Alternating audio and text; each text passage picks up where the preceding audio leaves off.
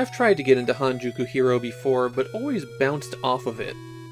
Get it? 'Cause your guys bounce off the guys they're fighting? Well, never mind, you'll see. I was hoping to finally get it to click this time. Hanjuku Hero is a pretty popular Famicom game. And it's one of those games that keeps spawning sequels even though they don't come out very regularly. There's a lot of fondness for the series in Japan. So I started playing, and I instantly failed. And again. And again. And I kept getting the game over screen where your troops initially seem like they're mourning you, but then it turns into a party because you're dead. I was really wondering what I was doing wrong. I was playing the easiest scenario, I had read up on how you're supposed to do the combat, and I was attacking the only convenient target. Well, turns out I wasn't doing anything wrong. Hanjuku Hero just has an amazingly steep curve at the very start. And either everything will align and you can actually get things going, or you'll just get a game over. Let's zip back a little bit here. Hanjuku Hero is a real-time strategy game. It is not an RPG, not even remotely. There's no character progression. Your attack power at the start is your attack power at the end of the scenario. There are 3 scenarios in the game that are supposed to go easy, medium, and hard, though I found the second scenario to be the easier one to get started with. All 3 scenarios cast you as the prince of a declining kingdom that's been reduced to just one castle. And your goal is to go out and take over all of the other kingdoms. You start with 3 units, 2 generals, and your hero, and if you lose your hero, it's an immediate game over. It's virtually impossible to get additional generals, and you will not get generals that are as good as the ones that you start with. So even losing either of the other 2 is a major blow. Generals only have 2 stats, attack power and management. Management affects how expensive it is for them to upgrade a castle, and that's it. They also have their own hit points, and can have an army with them. The army is always 4 soldiers maximum. The interface is extremely easy. You hit the A button to select someone, and hit the A button to select a command. Which 99% of the time your options are go, or look at the status. When you order your units to move, they go in a straight line to the point that you select. They can swim and climb over mountains. The terrain just affects their movement speed. That means that you do need to micromanage people to get them around tricky terrain though. And if 2 heroes collide, it goes to a menu where they can trade some items around. That screen is actually a little bit annoying when you're trying to maneuver people. You're the red forces and your enemy are the blue forces. I actually found that a bit confusing to start with, given how in most games the enemy are red and you're blue. If your forces stop moving and they're not in a castle, then they become this little house for some reason. If you collide with an enemy in the field, or enter a castle where there's an enemy, then you go to this battle screen. Here you hit the A button as hard as you can to make your guys fight faster, and your army is basically acting as a screen for your general. You need to knock all of them away, and then you can attack the general directly. The hit points at the bottom are for the general, not the troops. Mashing A reduces the stamina bar, and if it runs out, you're no longer having an effect on the battle, but I really didn't notice any difference. Even if the other enemy seems weak, if they clear your troops out first, you're probably going to die. You can hit the B button to pause the action and bring up a menu. The first option is to use items that you've purchased. The second option is for eggs, which we'll get to. And then there's run away. And when you run away, there's still a pretty good chance that you'll lose a troop. And if all of the troops are dead, that means your general's going to die. Winning the battle gets you, well, nothing really unless it's in a castle. That means fighting enemies out in the field generally isn't worth it. In a castle, if you've completely cleared it of all armies, and there can be multiple armies there, then it belongs to you. You don't automatically replenish troops that you lose after a battle. You have to return to a castle that you control, and you have to have enough soldiers to replace the ones that you've lost. After about 3 minutes of actual time has passed on the game map, the music comes to an end, and the month is over. Then a special event will occur, and I'm told that there are good events that happen, but I haven't seen them. These events are the only way that you can get additional generals, and they read off their stats and then play a shell game with you. A shell game that cheats, by the way. It changes who's in front and who's behind without any visual sign of it. Then you get income from every castle you control, and the amount of income you get is dependent upon what level of castle they are. So on this menu, you can purchase one-time special use weapons for battle from a merchant. You can replenish your troops at the cost of 1 troop per gold. This is very important, and you should keep this at maximum. Upgrading your castle requires that you have a general there, and it costs 20 gold minus the management skill of the general. Higher level castles can hold more soldiers and give you more income. Conquering a castle sets its level back to 1, so even if it looks pretty big when you take it over, you're still going to have to build it up again. When you're done, select Continue, and the battle picks up right where you left off. I've covered the core gameplay, but on every map there's also castles that are controlled by monsters. You can't ever gain control of those castles, but if you go there and beat the monsters living in them, they'll give you an egg. You use the eggs in battle, and then this... Oh no. Yeah, Square, don't do that. Okay, once they're done doing a racism, the egg summons a monster, and then you get a more RPG-ish style battle. The enemy forces get to attack the monster, and the monster has 2 different attacks. Some of those attacks have special abilities, like this guy can cut enemy HP in half. There are different levels of eggs. At the top level you might get something like Hades, who destroys whatever army you're facing in 1 shot. And every time you hatch that egg, it gets 1 level weaker. If the enemy forces manage to defeat your egg, then it's done for good. Different generals have different monsters that they're associated with, so your characters can have a pretty wide variety of creatures come out. I am very confident that the AI in this game cheats. It doesn't seem to obey troop limitations, so you can't take over castles via attrition, wearing down the enemy forces gradually with multiple waves of attacks. And the enemy castles sometimes just spawn a general. Their weaker forces also seem to perform better than you in a general sense. A mid-tier enemy general, for example, is about equal to your top generals. In the easy scenario, the AI starts with one of their stronger generals in the castle right next to you. So without some kind of edge, it's basically raw luck on whether or not you're going to beat them. For that reason, I'd recommend heading north at the start instead with 2 of your forces. Have them pick up some monster eggs, return to the castle to replenish the troops, and then start attacking. Once I had that basic strategy down, I started making some really good progress. I thought Hanjuku Hero was a pretty interesting game. You do have to do a lot of micromanagement of your troops, and that combat system can be pretty swingy, but getting a giant monster to attack the other army was pretty fun.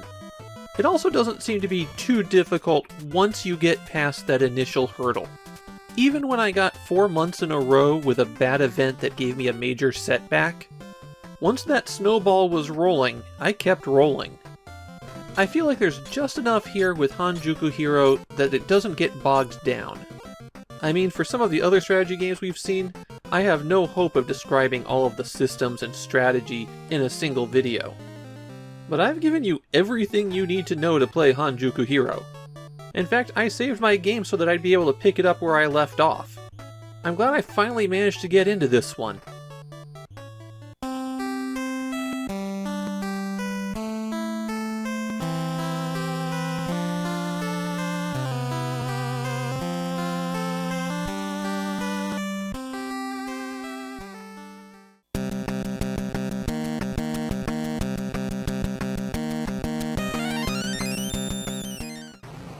You know, there's something familiar about Alien Syndrome, but I just can't quite put my finger on what. I've got it. It's a ripoff of Xenophobe. For what it's worth, with this ad, Sunsoft published Xenophobe for the NES, so they were probably just trying to get some extra mileage out of their art. The article text, however, was stolen from an advertisement for the Spectrum game Caverns of Doom, and Sunsoft didn't publish that one. Alien Syndrome is our first game that was a licensed release in Japan and unlicensed release in the US. Family Stadium was initially a licensed release, and the NES port of Fantasy Zone was a different port than the Famicom version. The reason for this is Nintendo's monopolistic business practices in the US.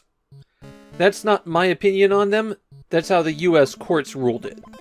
In the US, any licensed game also had to be exclusive to the NES. The few that were multi-platform were often radically different ports. This port of Alien Syndrome, on the other hand, is a straightforward port of Sega's arcade game, and that same game got a port to Sega's Master System. So Sunsoft couldn't release Alien Syndrome themselves in the US, and so it was handed off to Tengen for a release there. In Japan, there weren't any restrictions like that, so Sunsoft could release ports of Sega games ported by one of Sega's contractors, while Sega could release their own port of the game. As you might have guessed from all of that, Alien Syndrome is a port of a Sega arcade game. In fact, it was one of their more popular arcade games of the late 80s. The Famicom version came about because of Sega's relationship with Sunsoft. The company that developed this port, Sanritsu, was half owned by Sega. The plot of the game is that your friends have all been kidnapped by aliens and you have to get them back. That's about as straightforward as they get. You can control either Ricky or Marie. And there is a 2-player simultaneous mode where you're each one of those characters. Then you engage in some top-down shooting, blasting your way through waves of aliens and trying to recover all 12 friends on each stage. As the level starts, the self-destruct has been triggered. That's the time limit for the stage, and when it runs out the ship explodes and you have to start all over again. Otherwise, when you die by getting touched or shot by an alien, you revive right where you left off. The time limit on those stages can be really tight. You're okay on the first 2, but after that you have to know exactly where to go if you're going to be able to get out on time. Even once you've picked up all 12 friends, you still have to make it to the stage exit. And once you pass through that exit door, you'll have to face down a boss. The bosses are pretty tough in Alien Syndrome. They have weak points that are only exposed for a brief moment, and they tend to spawn a lot of other little enemies. Your time's refreshed when you reach the boss, but you don't get that much time back. And if you have a weak weapon when you get there, you could find yourself in some real trouble. You get different weapons as you explore the stage and find these panels stuck to the walls. The question marks are just points. The S is your standard shot, your default gun that you begin with, so you don't want to collect it. FB is for the fireball. It's a bigger, chunkier shot than your regular one.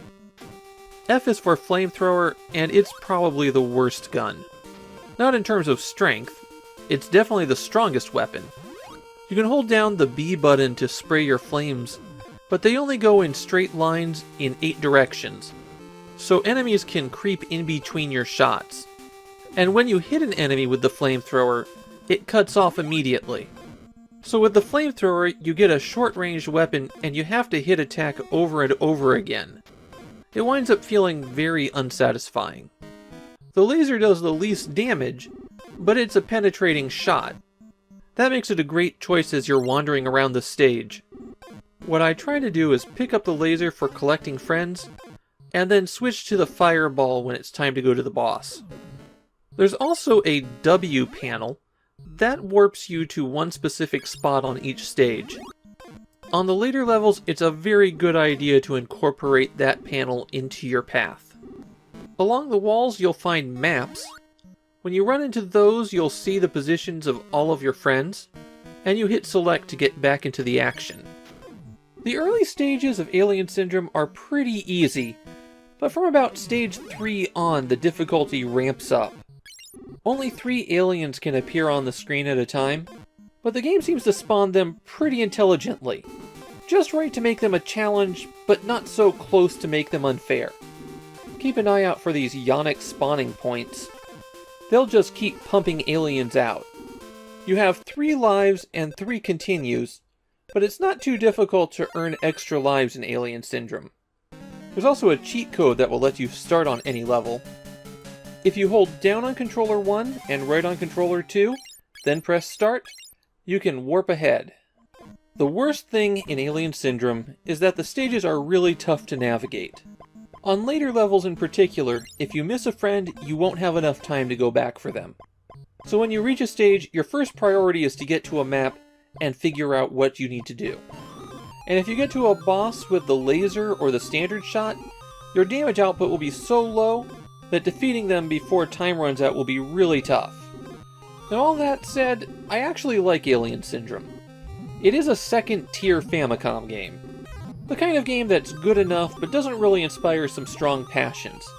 But it's not my favorite port of Alien Syndrome either. The Master System version's better, and then there's the Sega Ages PS2 version.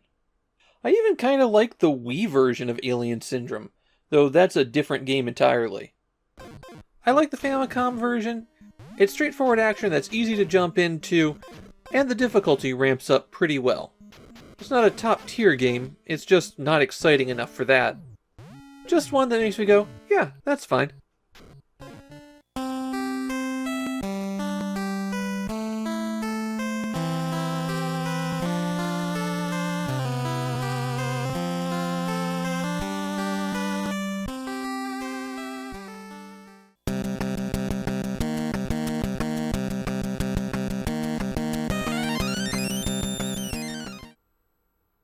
Momotaro Dentetsu is a special one. I actually have a halfway completed translation of the game sitting around. Not because I like the game, but because it's a weirdly significant Famicom game that is just about unknown outside of Japan. I suspect the game came about because someone mistyped Momotaro Densetsu. That would be Momotaro Legend, the Dragon Quest-style RPG that Hudson published. But while Densetsu means legend, Dentetsu means railroad. And so the second Momotaro game on the Famicom became a board game based on railroads. And the thing is, this little spin-off game became the main series. The Momotaro Dentetsu games became a yearly release for Hudson starting in the 90s, and it was yearly for about 20 years. There's a lot of Momotaro Dentetsu games. Only one sequel on the Famicom, though. When Konami decided to get out of the video game business, it wasn't Castlevania or Metal Gear that Japanese players were mourning. It was Momotaro. And when Konami released a new entry finally in 2020 for the Switch, it was the second best-selling game in Japan for that year. Momotaro Dentetsu is a roll-and-move board game in the exact same style that we've already seen a few times. We saw the railroad-themed Tetsudo-o, and just 4 days ago I talked about Takeshi no Sengoku Fuunji. These games are based on a family of Japanese board games called Sugoroku. The way Sugoroku games generally work is that you have a track on the board, you roll a die to determine how far you move, some spaces have extra effects, and if you don't land on a special space, then some other random effect occurs. The games are 95% luck, and have almost no strategy or tactics for the player. They're things made to fill time, and consequently aren't very good board games. But it's what people in Japan default to when they think of board games. So it keeps coming back, and we're going to see a lot more of them. The goal in Momotaro Dentetsu is to be the player with the most income at the end of a period. At the beginning of the game, you can set up how many years you want it to run, and each year is divided up into 4 turns, one for each season. At the start of the game, you're given a random city in Japan. That's your train's destination. Then on every turn you roll a 6-sided die and move that many spaces. If you land directly on a city, or reach your destination city, then you get a little scene of what's happening in that town, and the opportunity to buy property there. You can buy train lines or attractions. At the end of the year, you receive income based on what you own. Now you might be thinking, obviously I get money for people riding over my tracks or visiting a town where I own property. Nope. There is no player interaction in this game. The most you can do is buy something before somebody else gets it. No matter where you stop, after you complete your actions, you roll 2 dice and then something occurs based on the results. In spring, summer, and winter, how much cash you have changes based on what you roll. But in autumn, There's 11 different events that can occur. In spring, most of the results are positive, and in winter, most of the results are negative. And the higher you roll for those events, the worse the result. If an event causes you to lose more cash than you have, then you'll have to sell off your assets to pay back the debt.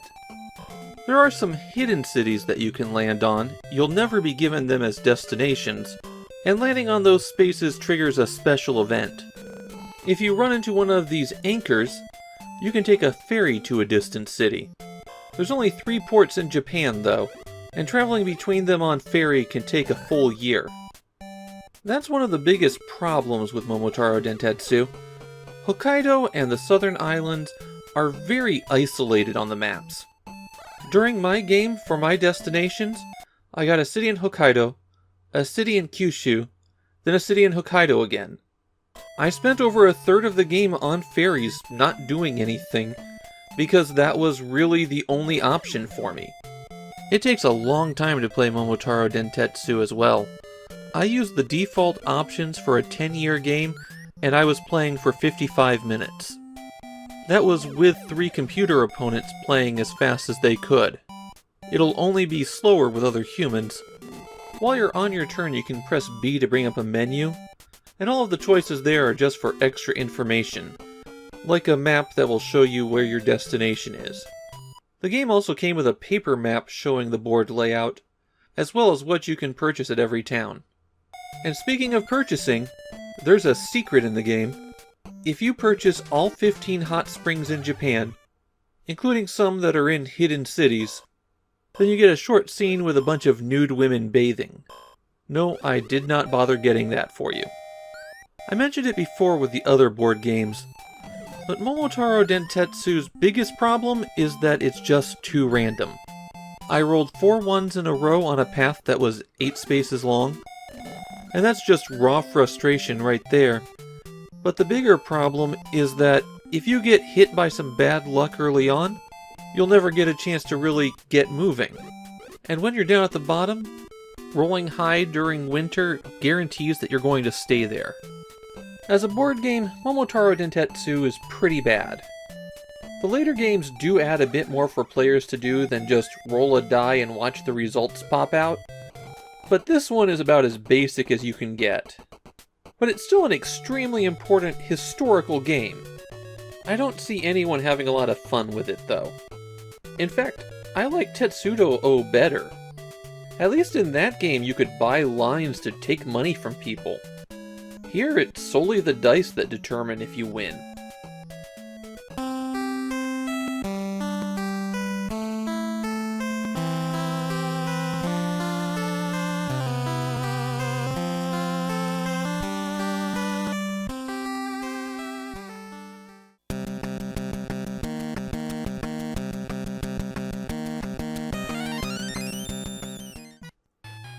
I've had people tell me that Amagon, or Amagon?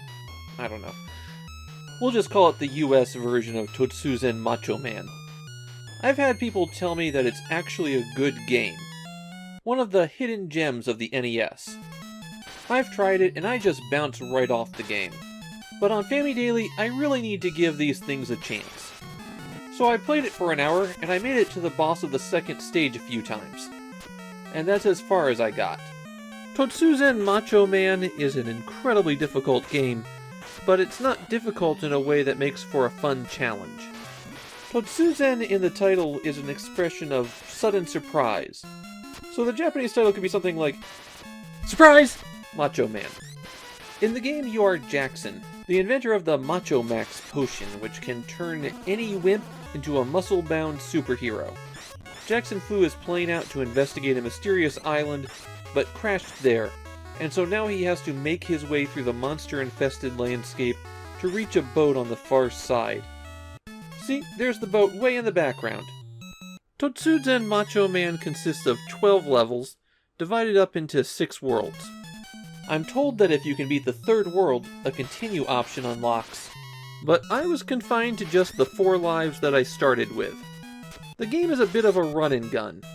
You start out toting your rifle around, and you only have 300 bullets to begin with.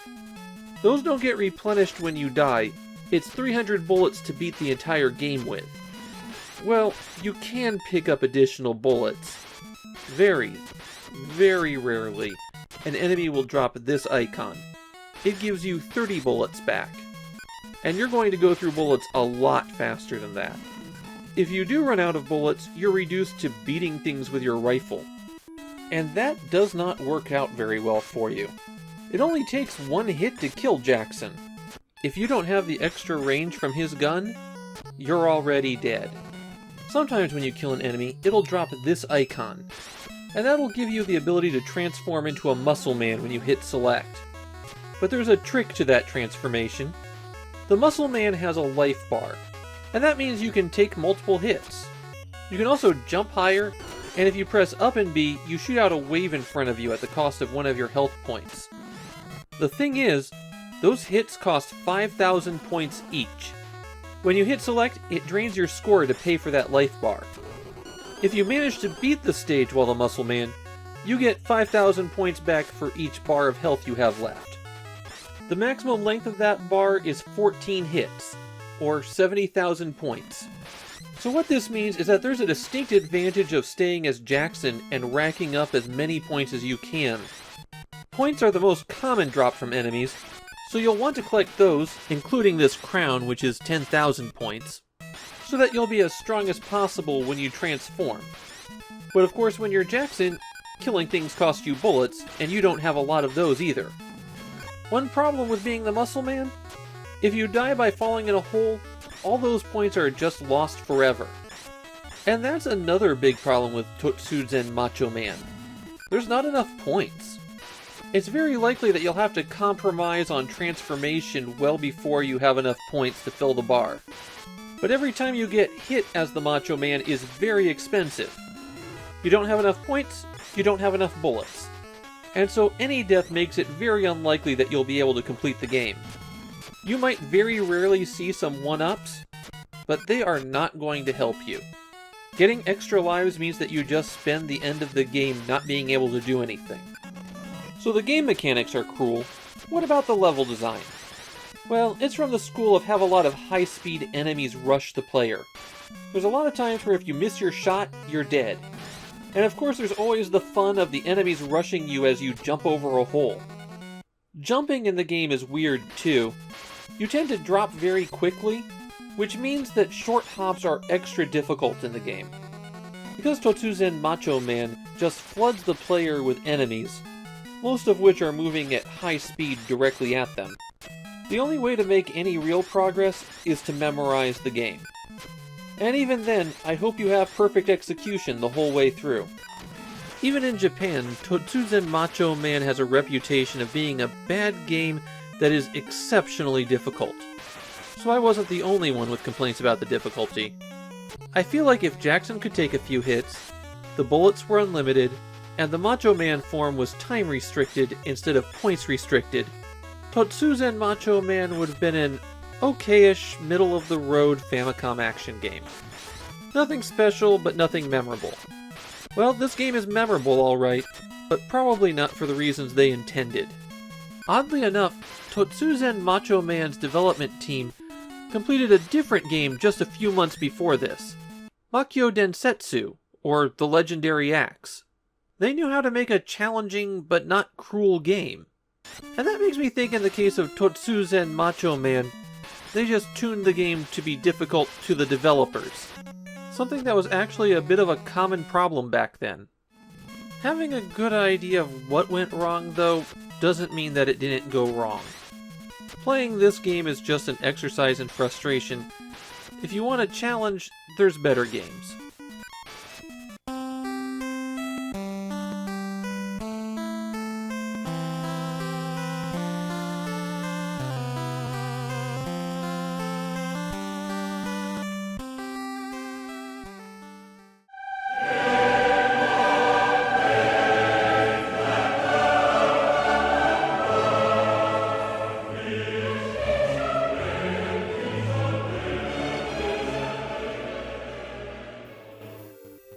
It's a regular refrain from me that strategy games just don't mesh well with my format. Even for something simple like Famicom strategy games, It can take 5 or 10 hours of play before you understand the systems enough to really be able to play well. And to be able to make a daily video, I just can't dedicate the time to them. When I played King of Kings, I had to restart 3 times because I didn't understand the game systems properly. So I didn't make a whole lot of progress here. But I actually want to get back to King of Kings and play it some more because from what little I did play, it was pretty good. King of Kings is Namco's entry into the style of strategy games where you buy units and then throw them at each other while taking over towns. But unlike Nintendo's Famicom Wars, and both Tech's Daisen Ryuukyu, King of Kings takes the concept and gives it a fantasy theme. Also, instead of just having players select a map, King of Kings has a campaign. A 12-battle-long affair where you're trying to take down Lucifer. There aren't any story scenes though, just the battles. You can save your progress in the campaign to 4 different save slots. The goal in every scenario is to defeat all of the other kings on the map. Initially it'll just be 1, but eventually you'll be facing down as many as 3. You can also play King of Kings multiplayer with up to 3 other players. On your turn you get money for every town and castle that you control. Then, if the king is in the castle, he can summon additional troops. You can hire human troops, or you can summon magical troops. Human troops are important because the fighters are the only unit besides the king that can capture cities. But the human troops are much weaker than the magical troops. What troops you can hire depends on the scenario. The first scenario restricts you to just fighters for the humans, and goblins, harpies, and elves for the magical creatures. The fighters are very slow and very weak, and they were the source of my first learning hurdle. Because the manual had a separate section for magic, I thought that the option for magic that came up when I hit the A button on the king in his castle was to do things like resupply troops. It's actually how you summon the magical creatures, so in my first lengthy attempt, I just hired a ton of human soldiers. And as you can see from this, it took a lot of humans to beat 1 unit of harpies. You'll need a good number of them to spread out and capture as much territory as possible, but keep them behind your front lines. Among the magical creatures you have in that first scenario, there's a rock, paper, scissors kind of relationship. Harpies easily beat goblins, elves beat harpies, and goblins beat elves. Terrain plays a factor, particularly for defense, and attackers have an advantage because they strike first and can weaken their opposing unit. Goblins aren't anything special as a force, they just have better movement and attack than the regular fighters. Harpies have incredible movement and aren't affected by terrain. Other units might move slowly through some terrain like mountains or across rivers. Harpies can just fly over that. What they can't fly over though is zone of control. All units control an area orthogonal to them, so enemy forces can't just walk past them. You can still attack diagonally too. Elves have bows, but they can still only attack things right next to them. There's one more unit that was available to me, the king. Instead of sitting back in his castle and recruiting troops, the king can go out to fight. This is a bad idea. Recruiting troops is a way more valuable use of the king, and you can only do that while the king is in a castle. Something else to be aware of about the troops, they have a certain amount of supplies that get used up as they move around or do things. Your forces can recover and resupply just by going to a town you control. So if you have an army that's knocked down to just 1 person, send them to town to rest and recover. If they're really badly hurt, or if they're way down on supplies, it might take them a few turns to fully recover. Units level up after a few fights, but I didn't see a lot of difference between a level 1 and a level 3 unit. Hitting start brings up options for maps. One of the things that bothered me the most in King of Kings is the chunky scrolling, and the maps are a good way to not have to deal with that. Pressing select brings up this menu, which has a lot of the special features. You can view your unit statistics, check out how everyone's doing, and see the current scores. Here's the most important option on this menu. It's how you end your turn and pass over to the other players. Watch out for this one though. It's surrender. It's there so if you're playing 3 or more players, and someone has to leave, then the game still isn't over. My third and final attempt to play King of Kings was only about 20 minutes long. I made it to turn 5. I think that tells you that King of Kings plays pretty snappily. It reminds me a lot of some of Namco's other strategy games that they've published, taking a big strategy game and scaling it down to something that plays well on the Famicom. On that final attempt, I also managed to break the enemy's formation, and I suspect that might be a bigger problem here. The AI seemed to rely on overwhelming force rather than strategy. It wasn't setting out mixed arms units and then trying to hit your weak points, and it had a bad tendency to leave itself extremely vulnerable. Also, it calculates out a move, then tries to go there, and if there's already another unit at that spot, it calculates a different move. Why not check to see if your destination square is occupied before trying the move? And I suspect that some of its bad moves were a result of not considering the player's zone of control. But maybe I was playing against the dum-dum AI because it was Scenario 1. I found King of Kings to be pretty interesting, and apparently it's got a pretty good reputation in Japan as well. There were multiple sources that I found that called it a masterpiece. King of Kings was one of the games that Namco selected for a PS1 remake. You can find it on the Namco Anthology 2. That version adds new units and a longer story mode. I think King of Kings might be my favorite build an army, go out and fight a battle strategy game so far on the Famicom. I think this is a game I can really put down as a hidden gem.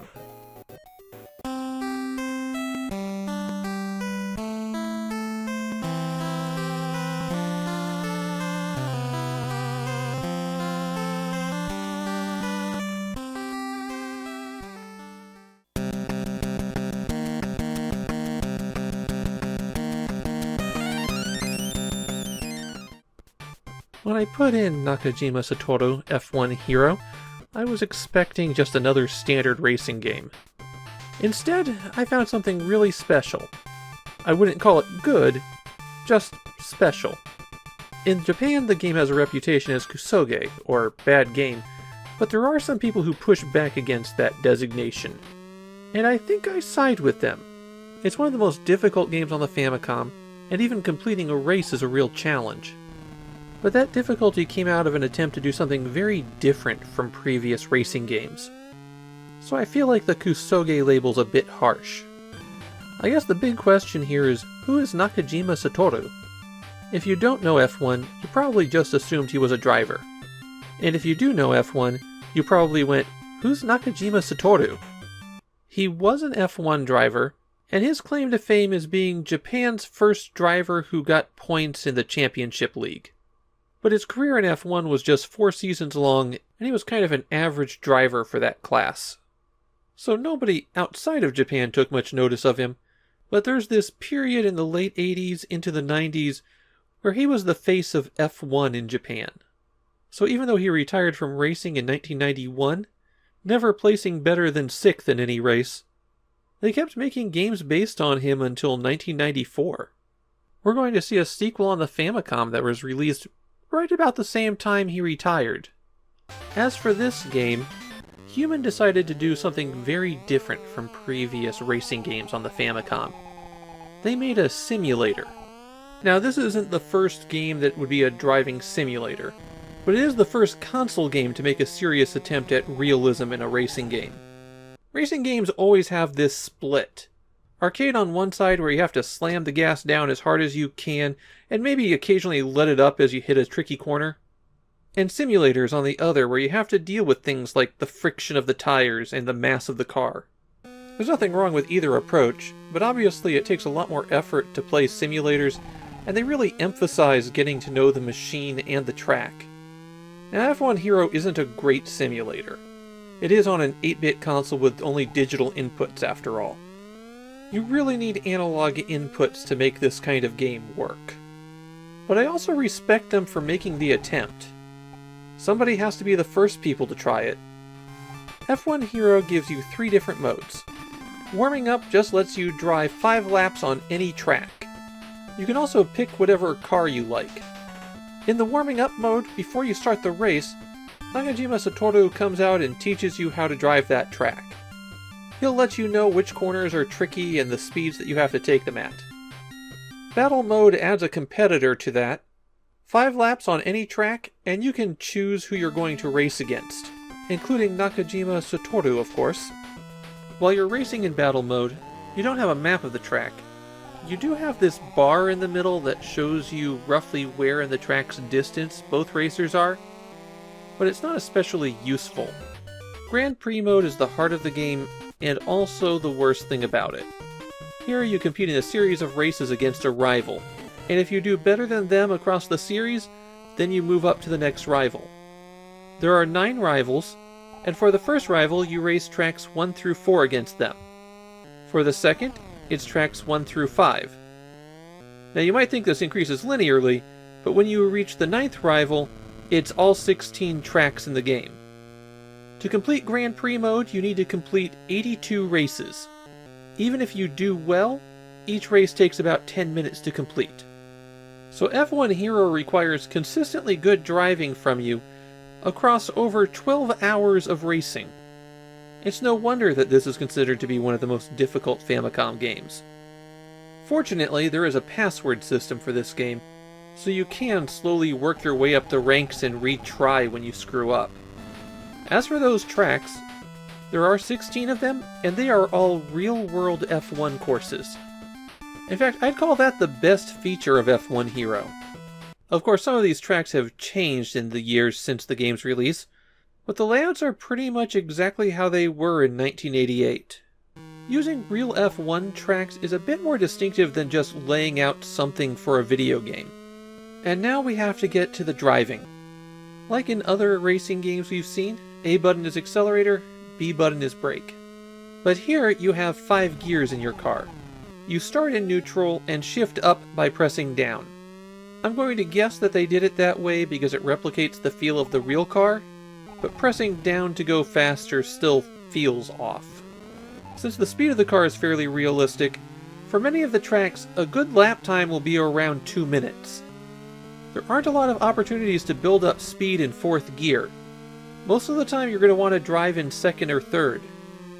One of the vehicles available to you does have an automatic, and I'd recommend using that to get a feel for how fast you can do the tracks.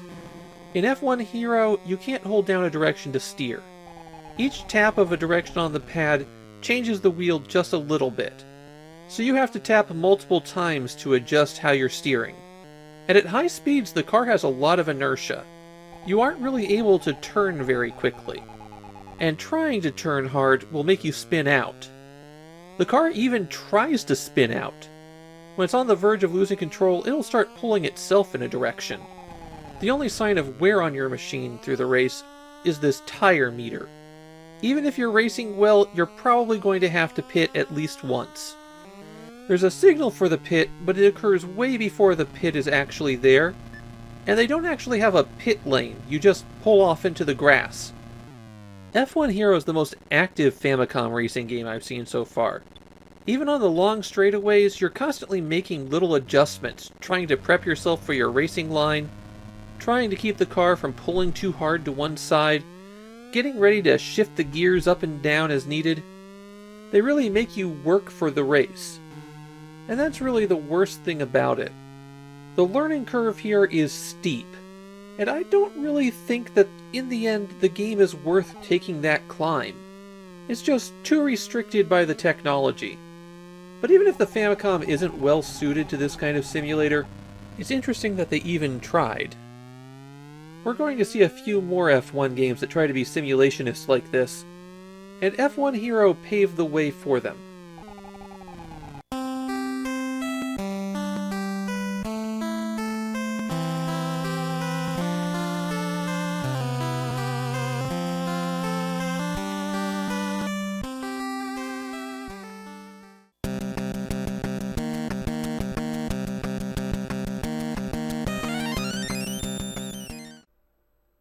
Before there was Mario, Japan's most beloved pop culture export was Godzilla.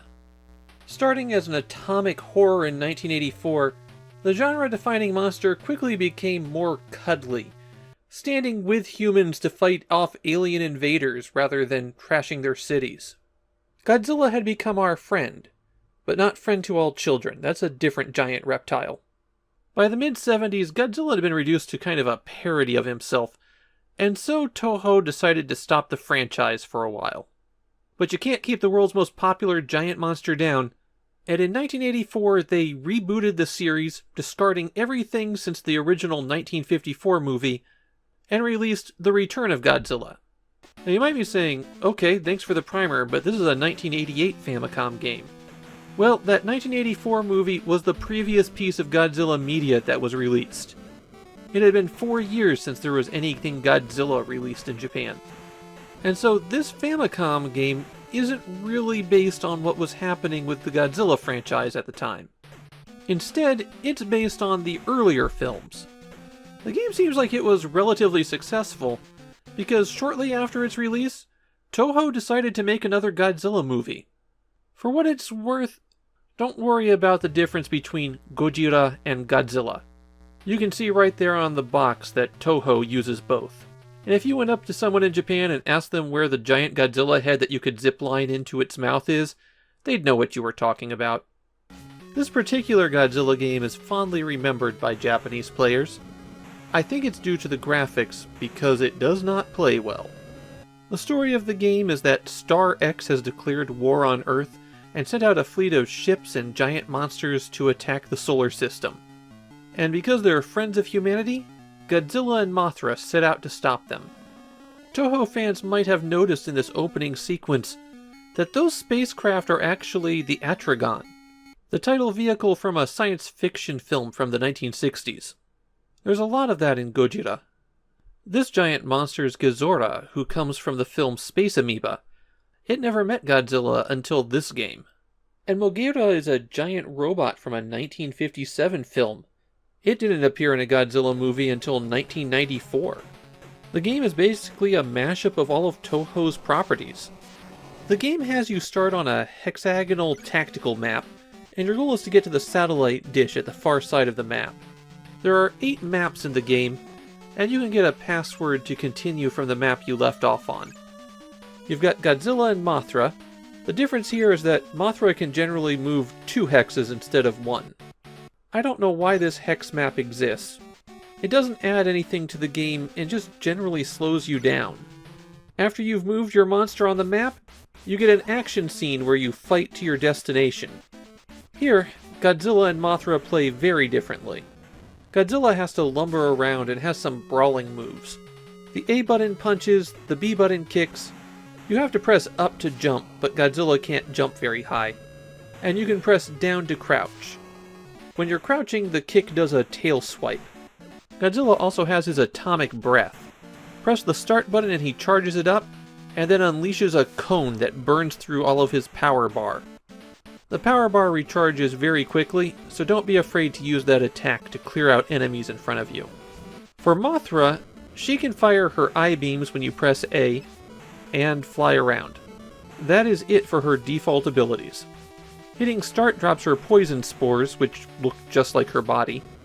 Using that only goes through a little bit of power, and so that's really the attack you want to use most of the time.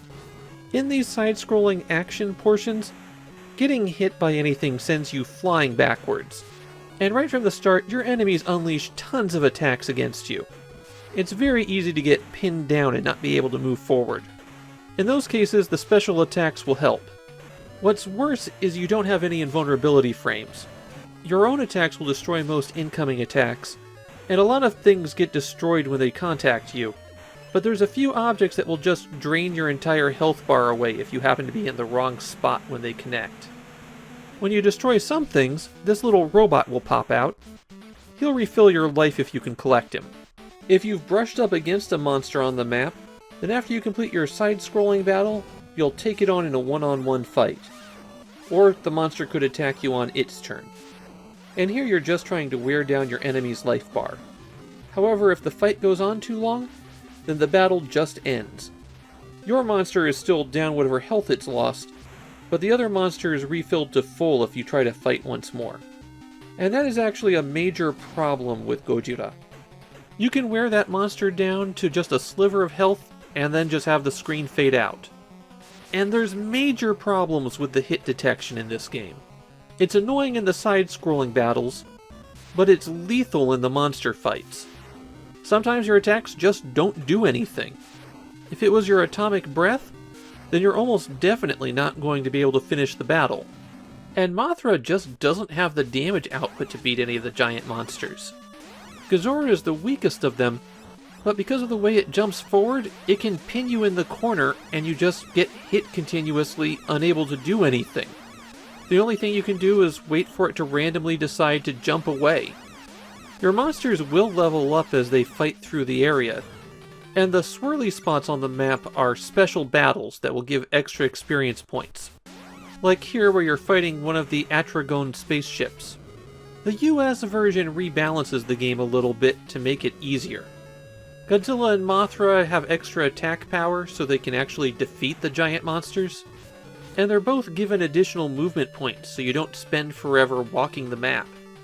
One nice thing that the Famicom version has is 2 tracks by Akira Ifukube. He was the composer for the films, including the famous march that was adapted as the title screen music.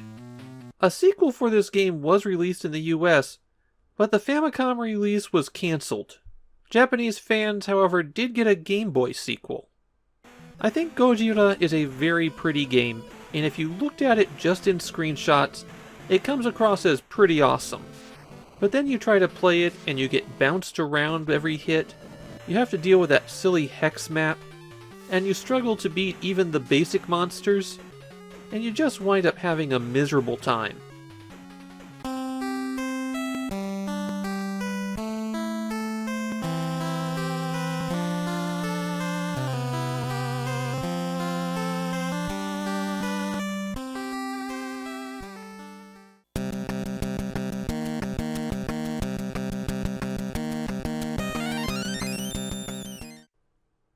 Unlike certain other difficult 8-bit games, I've never managed to beat Ninja Ryuukenden. The later stages are just too frustrating.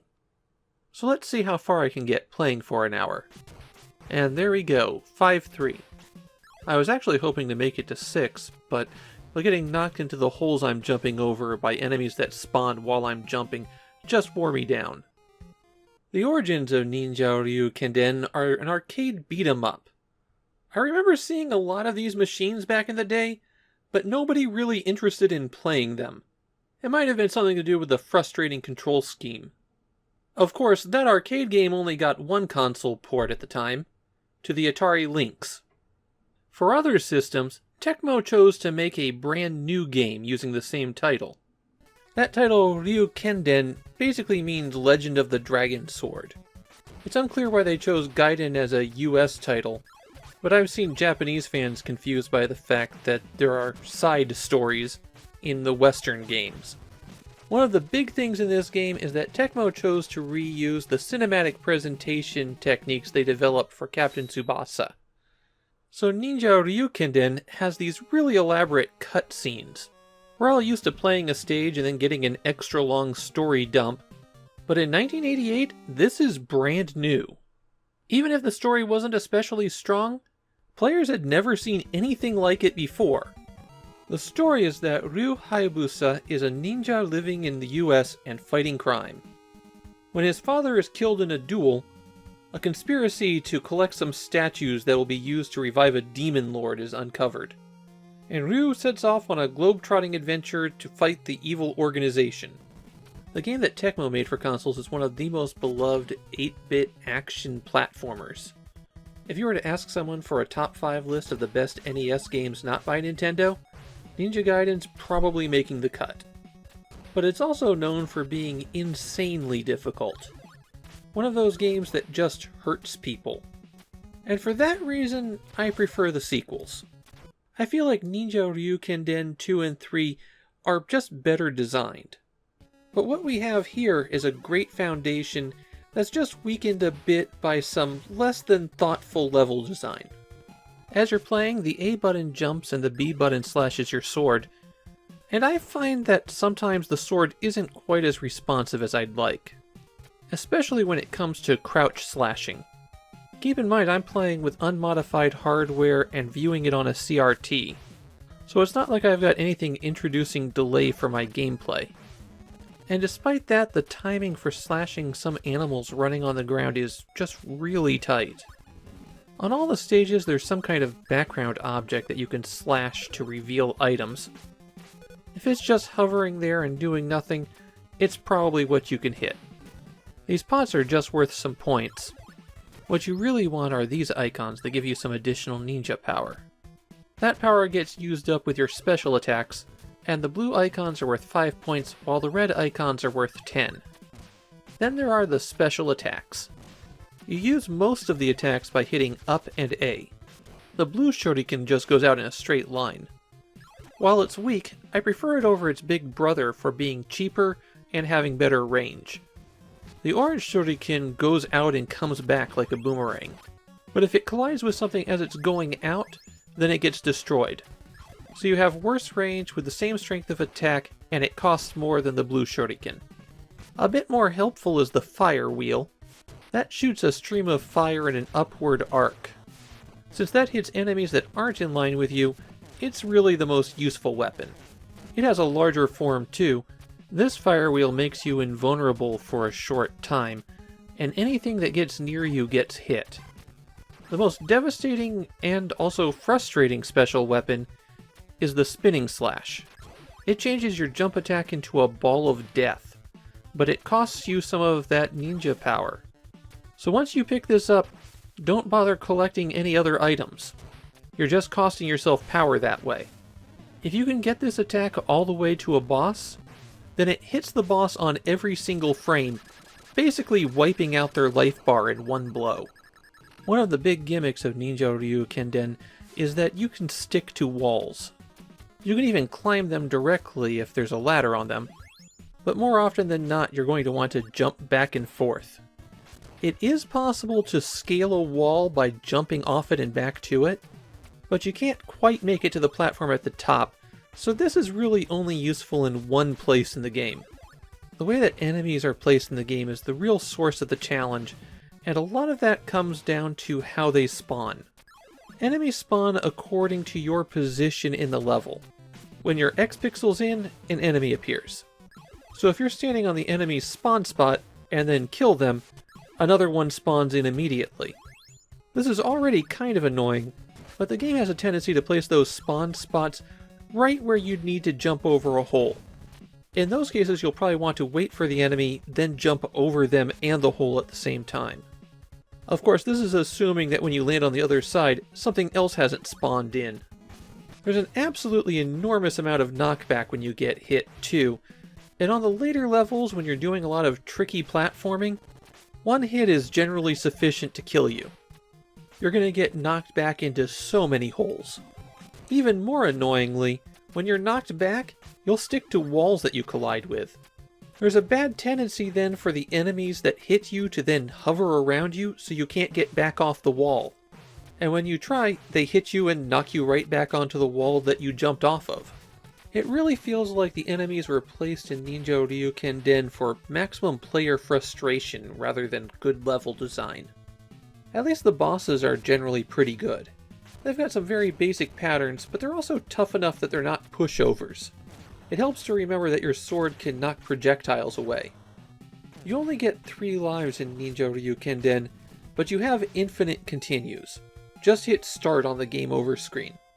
Of course, on the last stage, continuing at any point up to and including the final boss sends you way back, all the way to the beginning of a very long run. It's one of those things that can make you throw your controller. Obviously, the game was very successful, though the first one seems to be the hardest one to get your hands on. I found that copies of its 2 Famicom sequels were much more readily available. There was also a bundling of the 3 games in the trilogy for the Super Famicom. However, that version were retooled to match the difficulty of the US games. That makes them much more difficult than the original Famicom titles. Also, a port of Natsume's Kage was titled Ninja Ryuukenden for the Game Boy. Those are all of the official releases in this series, but then there's another set of Ninja Ryuukenden games and Ryu puts in appearances in other Tecmo games. There's even a direct-to-video animated sequel to the game. My feelings on Ninja Ryuukenden is it's good, but not great. I know that's a bit of a heresy for some people, but I feel like the poster child for 8-bit difficulty didn't get that reputation by being a fair game. And that brings it down in my eyes. I can understand why it was popular at the time. I also think that Tecmo improved on the formula with the sequels.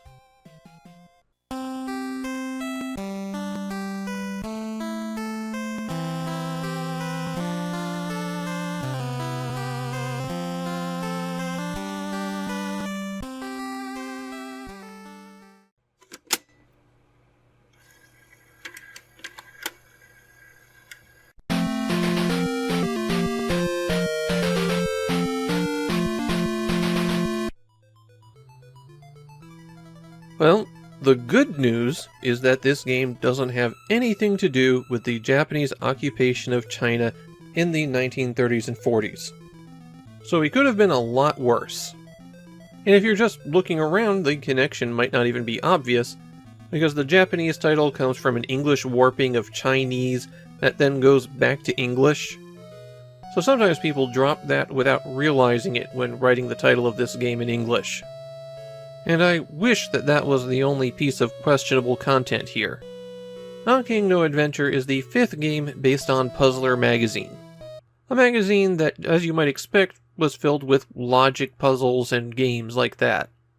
Sunsoft had a partnership with them and released a Disk System magazine under the title Nozzler Land that lasted 3 issues. And then there was a quiz game also associated with them. The official in-house artist for Puzzler magazine went under the pseudonym Nanking, which is where the title comes from.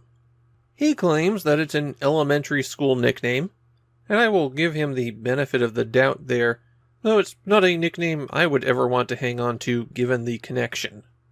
The cover of this game is a self-portrait by Nanking, and it is very clearly derived from racist caricatures.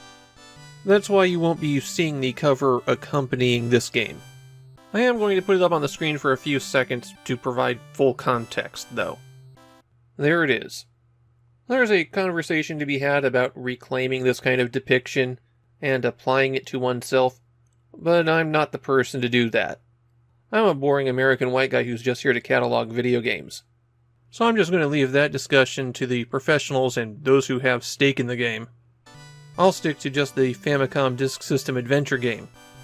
Nanking no Adventure is a comedic adventure game, and it's one of those where everything is wacky.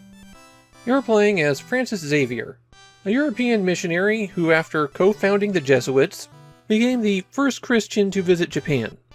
After learning Japanese from William Adams, a shipwrecked sailor who would later become a samurai, Xavier winds up at a hot spring, and from there he sets out on a journey of enlightenment.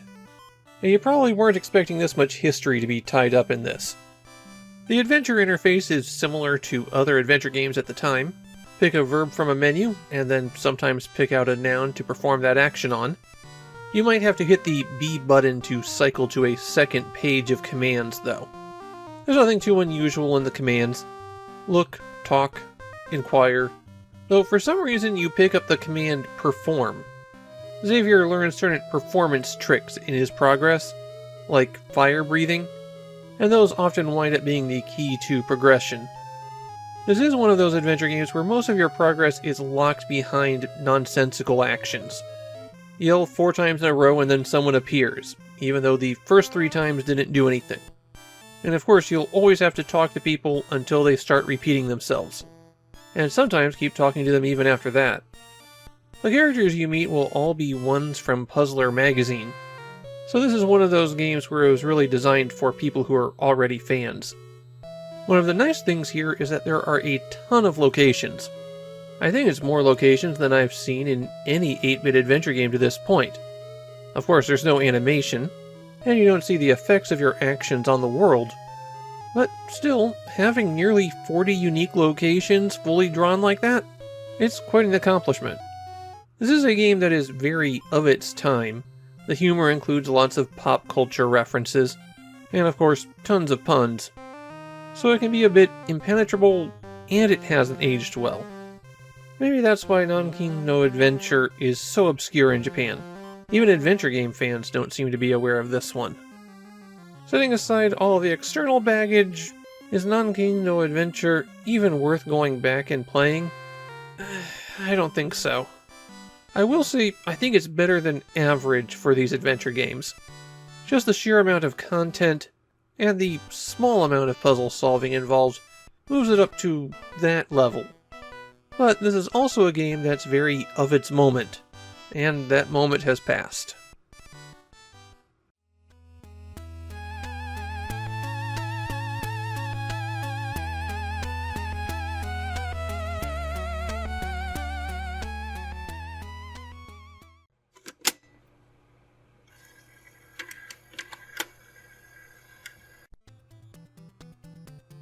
Tantei Jinguuji Saburo Kiken na Futari is the final Data East game for the Famicom disk system.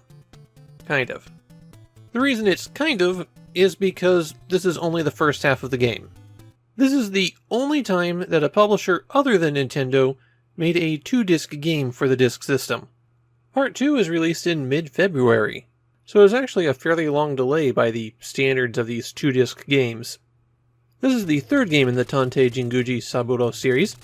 The first was for the disk system, but the second game was a Famicom cartridge. So the 8-bit hard-boiled detective is coming home for this one. The plot this time involves Jinguuji getting invited to a motorcycle race by his assistant Yoko. She got tickets because one of her friend's boyfriends was racing. That boyfriend gets involved in an accident, and then when Saburo and Yoko head back to the hotel, they find Yoko's friend has been murdered. And what's the point in being a hard-boiled detective if you can't solve a murder? This game uses the standard menu interface for adventure games, where you pick out a verb, and then pick out what you're going to do that to. You have the standard verb lineup of things like look, talk, go, but there's also wait and smoke. Just don't smoke in a hospital, unless you need to get the attention of a nurse. Something I have to point out here are the absolutely insane loading screens. When I'm editing these videos, I often cut around loading. Having just about anything on the screen is better than Japanese text telling you to wait. But in Kiken na Futari, anytime you change locations, you have to go through a loading screen. And naturally, there's a lot of running around, going to one place, asking someone about a particular fact, and then running to someone else to ask them about the new information you gained from that. If you got the loading, the game would probably be half as long. The mystery setup here isn't too bad. You quickly work out that the room where you found Yoko's friend's body wasn't the room that you thought it was, and one of the motorcycles that was involved in the accident in the race is missing. So you have at least a few hooks to carry you forward. This is also one of those adventure games that's heavily scripted, so that you always have to trigger an event before you can get access to the next thing. Except, there's a bug here, where it is possible to jump way ahead in the narrative accidentally. Doing that breaks the game and makes it unwinnable, so make sure you don't save if that happens. The investigation is relatively straightforward though. You don't do a lot of hunting for clues here or examining the body, you just keep running around and talking to people. Of course, as a 2-disc game with the second disc released 2 months later, they had to have a great cliffhanger at the end of the first disc. Something that makes you go, I've got to find out what happens. And that cliffhanger is, you find the motorcycle. That's it. No more hook than that. Like the rest of the early Tantei Jinguuji Saburo games, Kiken na Futari eventually got an English localization. It took 20 years, and it's technically a port of the cell phone remake, but you can play this one in English as part of the Jake Hunter series. From what I can tell, Kiken na Futari is not considered to be one of the stronger entries in the Tantei Jinguuji Saburo series. That doesn't mean that people think it's bad, it's more like it's the game that people have to be reminded exists. The biggest compliments I could find for it were about Yoko's expanded role in the plot, so Saburo isn't even getting the attention in his own game. My feeling is that the presentation of the mystery is solid, but I can't say I'm very fond of some of the technical hang-ups like the constant loading. I would put it at the bottom of the 8-bit Tantei Jinguuji Saburo game series. It's a solid mystery-adventure game. It's just not top-tier mystery-adventure game.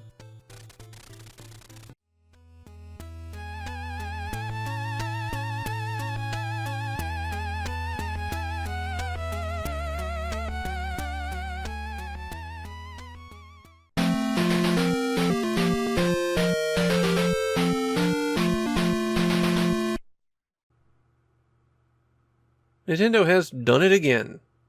Rather than just copying 1984's Excitebike onto a disc and calling it a day, they decided instead to port Versus Excitebike back to a console. The way the process worked was that Nintendo would release a game like Excitebike, and then if it was popular, they released an enhanced version to arcades as Versus whatever that game was. These arcade games ran on very similar hardware to the Famicom, but upgraded enough to improve the graphics, sound, and add in some extra features, like 2-player modes where players each had their own screen. And that's where this version of Versus Excitebike comes from. A slightly downgraded version of a very enhanced port. The basic gameplay remains the same from the original Excitebike. A accelerates, B puts on the turbo, but running the turbo makes the engine run hotter, and if your bike overheats, you have to pull off to the side of the road and wait for it to cool down. On every track, you first do a time trial of a single lap, and then you do a 2-lap race where you're competing against other drivers. You can tilt your bike forward and backward by hitting left and right, or switch the lane by hitting up and down. You need to do wheelies to get over small hills, and navigating the jumps and ramps of the course efficiently will require that you tilt the bike to match the terrain. Usually you want to match the angle of the ramp you're hitting, and nose down so that you land perfectly smooth. Of course, there are a few exceptions to that. The other notable track feature are the arrows which you drive over, and then your engine's heat is reduced to the minimum. All of this is going to be very familiar to anybody who's played Excitebike before.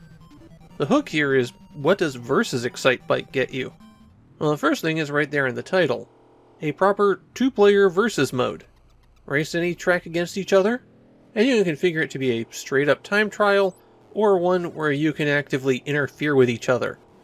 If a racer collides with your back wheel, they crash and you don't.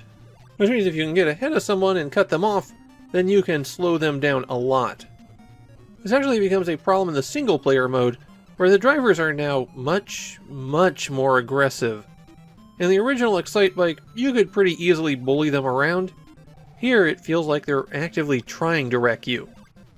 Versus Excitebike comes with 7 tracks, 2 more than the 5 included in the original game, plus there's the return of an edit mode. And the editor is a lot more robust in this one. You can make a lot meaner and more complicated tracks now. Plus, you can save them to your floppy. No need to break out a cassette recorder like you had to do to save your tracks with the original cartridge. There are other new features in the game as well. An obvious one is the whole new soundtrack. The original game didn't have much in the way of music, and while I can't say the new tunes are entirely successful, it is an improvement. You can also choose if you want to start on track 1, 2, or 3, but you probably want to start on track 1. The reason for that is that your placement now gets you points. And if you earn 50,000 points, then you get a continue. If you fail to complete a track in the required time, which is represented by failing to place 5th or better, then it's an immediate game over. Unless you've earned one of those extra chances. Starting at track 1 might be easy, but it's getting you a lot more points. After track 3 and 6, there's a bonus mode where you have to try to jump over trucks. You have to be pretty careful about how you launch off those ramps in order to clear all of them. If you manage to get to the 7th track and clear it, which honestly is a bit of an accomplishment given just how aggressive the other drivers are, then the game loops forever at track 7. So to run down the differences, you get 2 more tracks, and the tracks that existed before are refined a little bit, more challenging racing, an improved soundtrack, a good 2-player mode, and a better editor. While all those are really good improvements, I also can't see I would sell anyone on Excitebike if they didn't already like the game. This is more Excitebike 1.5 rather than 2.0. Versus Excitebike is one of the few Famicom Disk System games of this point that actually got a bit of attention in Japan, though not so much at the time of release. It did sell a few 100,000 copies, which was better than a lot of Disk System games at that point, but pretty minuscule compared to how the popular cartridge games were doing. Still, it's remembered for being the better Excitebike. And absolutely, if you like Excitebike at all, you should play Versus Excitebike. In fact, I'd say if you've never played Excitebike at all, then you should jump straight to Versus Excitebike.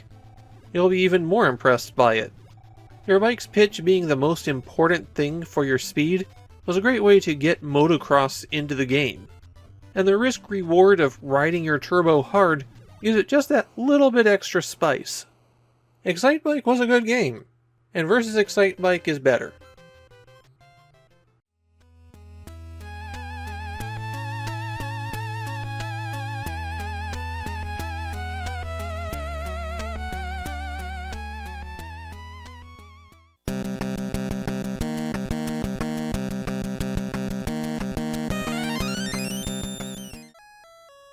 Well, 89 Dennou Kyuusei Uranai is going to be an easy one for me. There's so little to this cartridge that I'm going to run just about everything without cuts. This is another astrology cartridge, but it's specifically for 1989. You put in your birth date, and it gives you a bunch of already prepared predictions for the following year. Assuming, of course, that you purchased it in 1988. The only notable feature to it is this compatibility checker. You put in the birth date and gender of your love interest, and it tells you how compatible they are. But the game infamously contains a bit of homophobia. If you put in a lover that's the same gender as you get this static screen, a picture of two men or two women kissing, and then this guy telling you it's not allowed. So even without that, and even if you believe in astrology, this cartridge is absolutely useless. However, there are a couple more things about 89 Dennou Kyuusei Uranai, or maybe things surrounding it. The game proudly advertises that it's by Jinguuji. They were a publisher of horoscope books, and this is their only Famicom release. The cartridge is pretty infamous among Famicom fans. The price upon release was 9,800 yen. Thanks to the nearly flat inflation Japan has had since the 90s, that's roughly 11,500 yen today, and with the weak yen, that's $103 at the time of recording. So this Famicom cartridge, that was the equivalent of a $2 supermarket checkout line astrology guide, costs over $100. The only software on the Famicom that we've seen that approaches those prices are the big strategy games that come over from computers. This cartridge was not worth it, even remotely. And as a result, it sold very poorly, which has made it a bit rare to pick up on the aftermarket. If you want to complete your Famicom cartridge collection, this lump of plastic with a couple microchips in it will run you about $25. At least I have the excuse of doing a video series documenting all of the Famicom cartridges. Otherwise, 89 Dennou Kyuusei Uranai is a great example of why you don't collect complete sets for systems. You wind up paying too much for garbage like this. There's one more distinctive feature here, and that's the use of kanji. The sheer quantity of characters in the kanji set made it very difficult to use in Famicom games. All of the graphics for those characters got to be very expensive very quickly. This is a 2 megabit cartridge, and it's 2 megabits solely because it has to store all of those kanji characters. It would be completely impractical to have this much kanji in a regular game. And that's everything there is to this, one of the most despised cartridges on the Famicom. And now out it goes from my system, and slotting it back into my collection, never to be seen again. It's not like it even has a nice label to look at.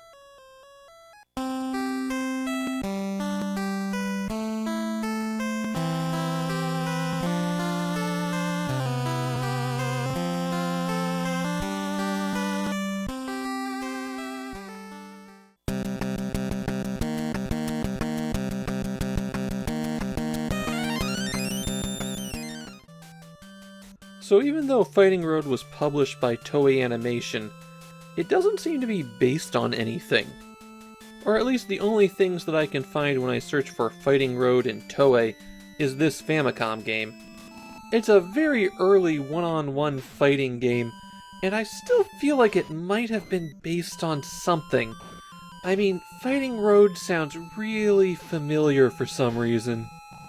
In Fighting Road, you're a martial artist who's gone to Brazil on the trail of his lost twin brother. You face a series of 7 opponents on your way up the Amazon to find him. In these battles, you have to win 2 rounds against your opponent, though they only have to knock you down once to defeat you.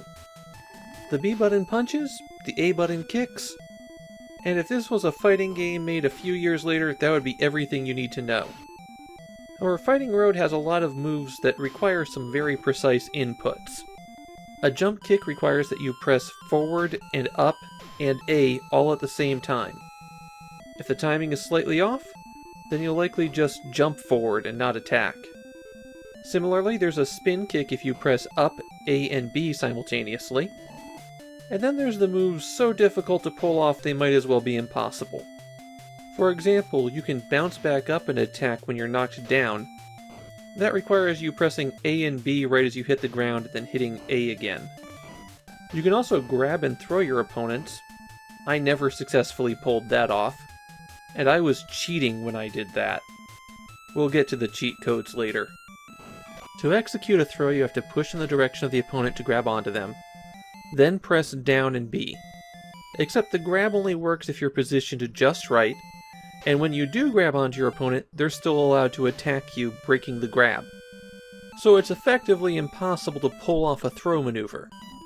Now I'm sure that some of you are going, well, you just need some practice. The thing is, I went out and checked some Japanese sources, what few there are for this game, and they also complain that any move beyond the basic punch and kick are effectively impossible to pull off. Maybe the most annoying of all is the fireball. A fireball in a fighting game called Fighting Road. Boy, it just really sounds familiar for some reason. To execute a fireball, first your power meter has to be blinking. That's the blue bar in the middle that fills up whenever you get hit. It starts blinking at the halfway point. Then you need to crouch, then up and away from the opponent to do a high jump. If your input isn't perfect, you'll just do a low jump, and that's not good enough. And just at the moment you land, you have to press A and B simultaneously. Pull that off and you'll start charging up your shot, and when you throw the fireball, it does half of your blue bar's length in damage to the opponent. It can be a devastating attack, but pulling it off is very difficult. So the actual best strategy to use is stick to the high kicks. Kick and back away. Kick and back away. It's boring, but it's generally effective. Something to be aware of on the controls here is that they are a bit sluggish. It's because Fighting Road attempts some very smooth animation, so when you hit an attack, you have to move into position to use it, and then perform the attack. They're trying to make it look nice, but the result is that it doesn't play as well. Although there are 7 battles, your first 3 opponents are repeated. So you'll fight this Taekwondo man twice, this woman whose martial arts style I'm not sure of twice, and then this Muay Thai fighter twice. If you can beat them in 2 rounds, then you can upgrade one of your attacks. The stars tell you how strong that attack is at the moment, and the difficult to pull off maneuvers are already high level. I'd recommend just updating your basic attacks. You also get a password so that you can continue from that stage, but that's a trap. If you use the password, then you don't have any upgrades. So what I'd recommend doing instead of using those stage passwords is cheating. If you enter the password debug.mode, then when you press start, you have the ability to make some changes to the game. Pause during a fight and you can hit up to restore some health, down to fill your special gauge, and left to refill the enemy health. The effects of those only show up when someone gets hit. The A button turns on and off your invincibility, while the B button turns on and off enemy invincibility. And here's the key, hitting select immediately defeats the opponent. So you can use the demo mode cheat, then just hit select to advance stages until you're back to where you were. And by doing it this way, you can get your upgrades in between matches. There is no proper continue, just the passwords, so this is really the best option. There's another debug mode that you can access by holding down A and B and hitting reset. That opens up a sound test and graphics viewer. I found fighting in Fighting Road to be really frustrating. I spent a lot of time going, what am I doing wrong? I had a chart of all the special moves, but I couldn't pull them off consistently. Turns out the problem was the game, not me. It just requires an absurd degree of precision from the player. There's no defensive maneuvers, so you can't block or really dodge attacks. That's why the only real option for players is to do a long-range move like a kick, and then back away. Blocking really is a vital part of fighting games. Without it, you just can't do very much. And there's no two-player mode here. It's just you versus the AI opponents. Fighting Road is interesting as a fighting game right on the cusp of getting it, but it's not especially good even by the standards of fighting games in 1988. In Japan, Fighting Road is all but forgotten, and in this case, I feel it's appropriate.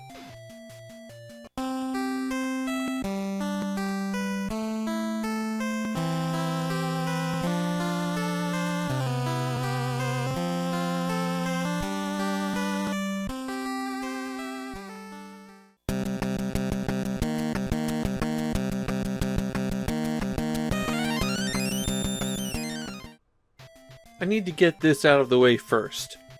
The title of the game is the Triathron, not Triathlon. This kind of weirdness turns up from time to time when a Japanese game company tries to use English, and generally I smooth over it when possible. But here, the logo on the box, the cart, and the title screen all clearly say the Triathron. So K-Amusement Leasing's poor copy editing gets to live on forever, though you will find many online sources that correct it. I was actually kind of excited to play this one when I ordered it. Turns out I was confusing it with a different game that we're going to see in about a week's time. I got the Triathron in, and was pretty disappointed because this is a horrible game. While you're probably already familiar with the concept of a triathlon, the race in which competitors swim for 1.5 kilometers, cycle for 40 kilometers, and then run 10 kilometers. In 1988, hardly anyone was familiar with it. In the US, it had gained some attention throughout the 80s as an ultimate sporting event. The first ever triathlon in Japan was only held in 1981. So it was a brand new sporting phenomenon when K-Amusements decided to turn it into a video game. In the game, you compete in a series of 4 triathlons. And on each leg you have to beat the qualifying time for that leg in order to continue. When you start the game, you're given the choice between 6 different competitors. They all have unique stats: speed, douche, and stamina. I believe douche is supposed to be dash in another example of K-Amusement's fine copy editing. As far as I can tell, that stat does nothing anyways. All of the races go swimming, then biking, then running. The swimming courses are all identical, regardless of what you saw on the map. You swim out a certain distance, and then you swim back a certain distance. And to swim, you mash the B button as hard as you can to build up speed. You hit the A button to breathe. Supposedly, if you go too long without taking a breath, it'll start draining your stamina, but I didn't really notice a significant effect. I have to mention something about the Triathron here. All of the events are controlled by mashing the B button as hard as you can, and the first race takes about 5 minutes to complete all 3 legs. In my first game I made it all the way to the running leg and failed at the end there, and my arm was already dead tired. So for the rest of these I broke out your friend and mine, the Hudson Joy card. Put B on the highest turbo speed and let her rip. Okay, back to swimming. The bars in the upper left-hand corner are the time remaining, your speed, and your stamina. Pressing left and right on the D-pad rotates your swimmer. It's not a direct control where you go in the direction that you push. Running into an obstacle like a jellyfish, buoy, or another swimmer costs you some stamina. You can recover stamina and time by collecting these icons that you find at the edges of the course. They're actually a little bit tricky to pick up, but if you don't collect any, there's a good chance that you're going to run out of stamina on later legs. The whirlpools are their own hazard, and getting sucked into the middle of those is fatal. At the end of the swimming track, you always make a right-hand turn around this boat, and then come back, even when the course map shows you going left. Once you've made it out and back, it's time to start biking. Here, the only button that matters is the B button. Your steering isn't great on the biking segments.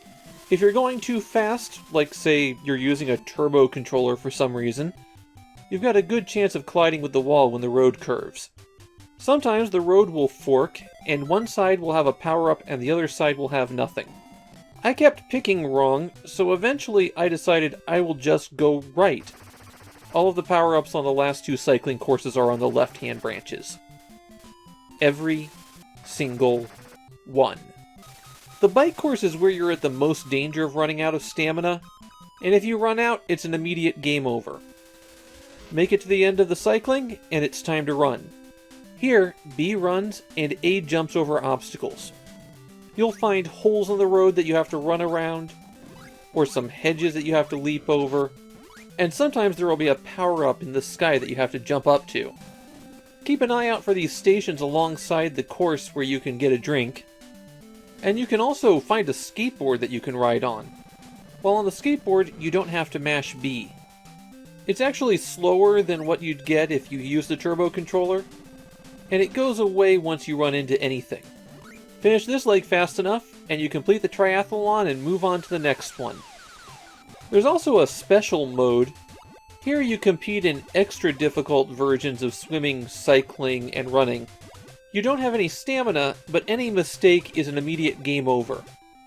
So while you're swimming, you're being pursued by a shark and have other swimmers come straight at you. And you cycle through the depths of space. I couldn't make it to the running course, but that one also is a dark stage. The Triathron is a weak game, but that control scheme makes it just about impossible to play. If you don't use a turbo controller, you will hurt yourself trying to beat this game. And it's just not a lot of fun.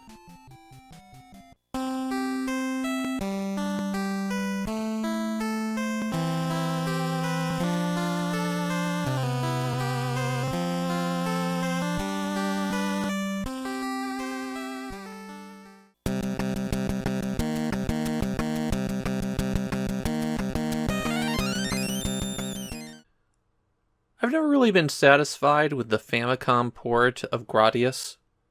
It's fine, it's better than anything else on the system at that point, but it's also a huge step down for the game. Gradius II fixes all of that. In fact, if we drew the line here, I'd say it easily makes the top 5 games on the Famicom list. It is an amazing game. It's also one of the hardest games on the Famicom. I've never managed to beat it fairly, and my personal best is only the 4th stage. Today as I was playing, I only managed to get to the 2nd boss, and it was a tough uphill climb to get there. To make things a little bit confusing, there are 2 different Gradius IIs.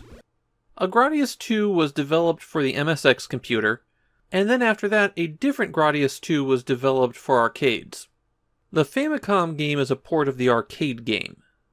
And to fit as much of the arcade game onto the Famicom as they could, Konami has busted out a new mapper.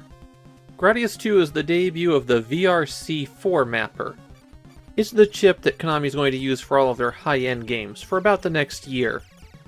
The story of the game is that 2 years ago, the planet Gradius managed to defeat the invading Bacterians using a special fighter, the Vic Viper.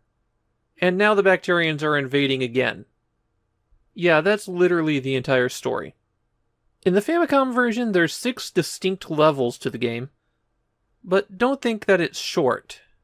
Each level generally has 2 or 3 distinct environments that you have to fight through.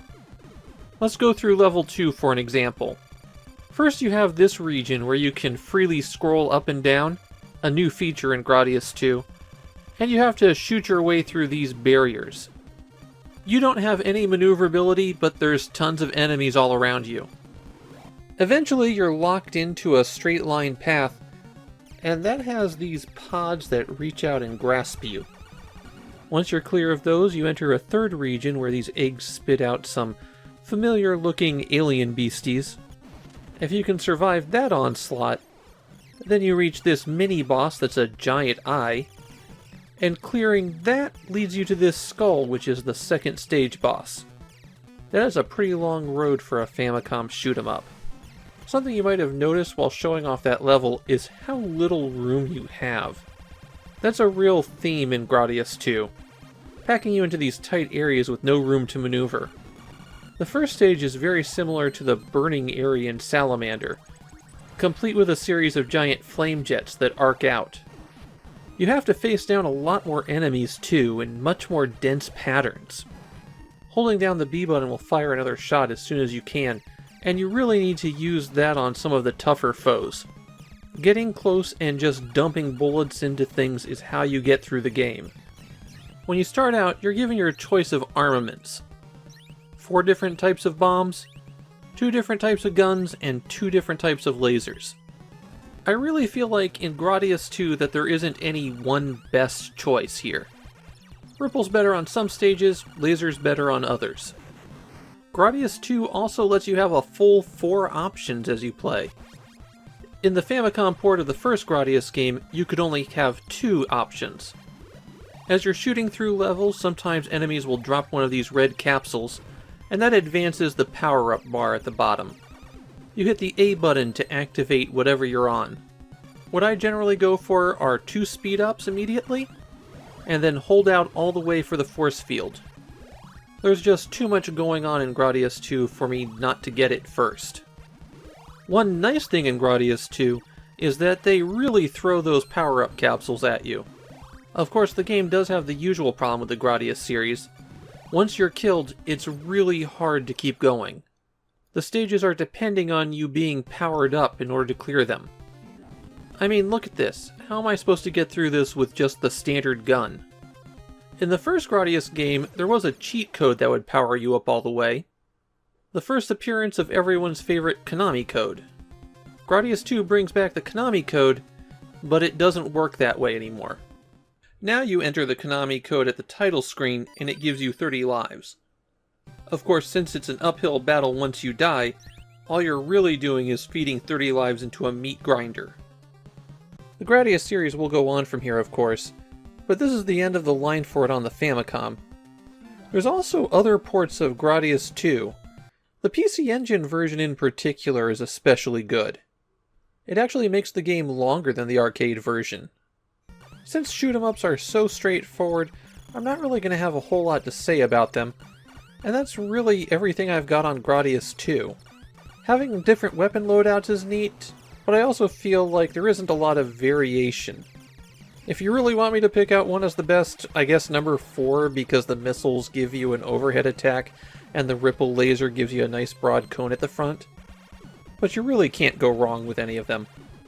It's a beautiful game with great music, and really the only serious flaw I have is how difficult it is. I love playing the game, but it can be downright cruel sometimes. I can't say it's my favorite shoot-'em-up on the Famicom, and honestly it's not even my favorite Konami shoot-'em-up on the Famicom. But as of the holiday season in 1988, it's the best shoot-'em-up, and it's among the best Famicom games, period.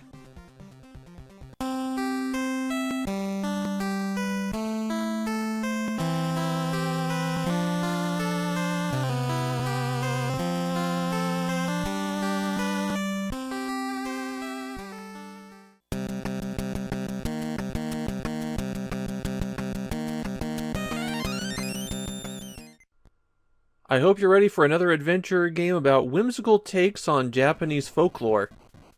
I'm being a little bit unfair there. It's not like Western media is exactly innocent when it comes to overwhelming people with whimsical takes on their folklore. I guess it's just the obvious thing for adventure game designers to do. Kaguya-hime in the title is a moon princess who's found inside a glowing bamboo stalk. It's actually the oldest recorded Japanese folktale. Of course, this game mashes in quite a few other ones. This game originated on computers under the title Shin Taketori Monogatari. That shouldn't be confused with the Galaxy Express 999 spin-off. The game was one of those adventure games that uses text descriptions and a parser while drawing the environment on screen. Obviously, when it came to the Famicom, they gave it the standard select a verb from a menu interface. Go, look, take. There's a drop command that's going to almost certainly get you into trouble. And there's also this exclamation point. That brings up a special submenu of commands, and all of these are pretty risky. You can kiss, take off your clothes, or hit someone. Use one of those commands in the wrong place, and you're in a dead man walking situation. That's when in an adventure game, you've already lost, the game is no longer winnable, and in fact it's likely to kill you at some point. But it still lets you keep playing. There's a lot of those in Kaguya-hime Densetsu, and they're not even ones that are difficult to stumble into. The only positive here is that from the menu you can save, and they give you 5 different save slots. There's quite a few odd things about this one. It's a really horny game, for one thing. They give you a whipping candle to start with. They knew what they were doing. One of the stranger things in Kaguya-hime Densetsu is that it doesn't stick to the adventure game format.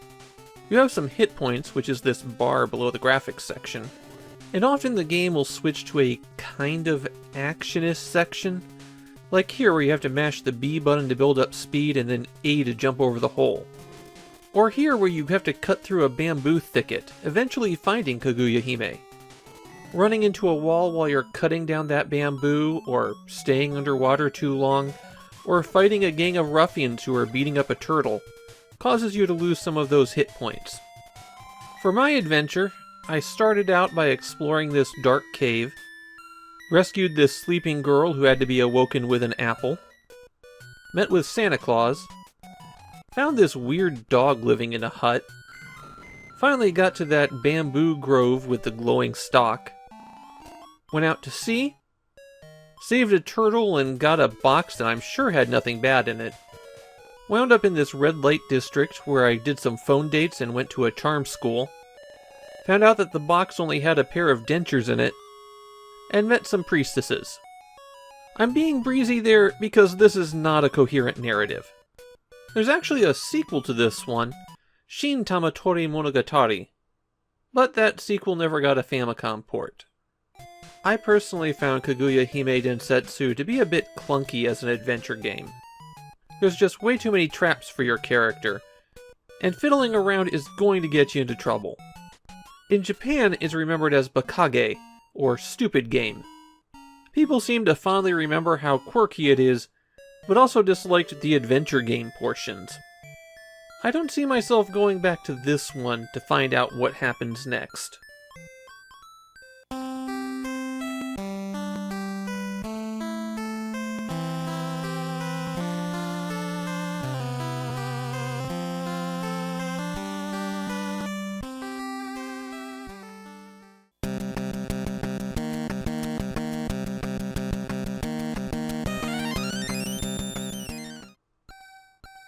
The original Kyuukyoku Harikiri Stadium was released on June 28th, which means just under 6 months have passed before it receives this sequel, Kyuukyoku Harikiri Stadium 88.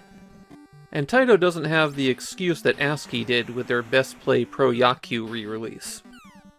This video is gonna go fast. There's absolutely no difference between these two games except player stats. It's got the same season mode, complete with battery save. It's got the same home run derby mode. It's got the same idol team made up of female players. Taito didn't even increment their number on the cartridge. All 49 games that Taito released on the Famicom are numbered 1 to 48. And the reason for that discrepancy is right here. One fun thing for me when recording this video, The save game I had on the cartridge was at the end of the season, so I got to play the championship game. When you play a season, you'll increase your team's stats, so this team was built all the way up. That let me use some of the special super pitches. There's nothing you actually do to trigger those, just have a fresh pitcher in with one of the abilities, and when you throw a fastball it might occur. I came pretty close to winning the championship game, but then this error at the bottom of the ninth happened, and they hit a 2-run homer, and that was it. A highlight of the match for me was when someone ran out into the field and we had a short break. And that's really everything there is to Kyuukyoku Harikiri Stadium 88. It's yet another 8-bit baseball game, and even worse, it's just a stat update. I swear by the time I'm done with Famidaily, I'm just going to drop an unhinged rant in one of these baseball games or mahjong games. It's not like anybody's going to be watching. And the worst part is, we're not even done with baseball games for 1988.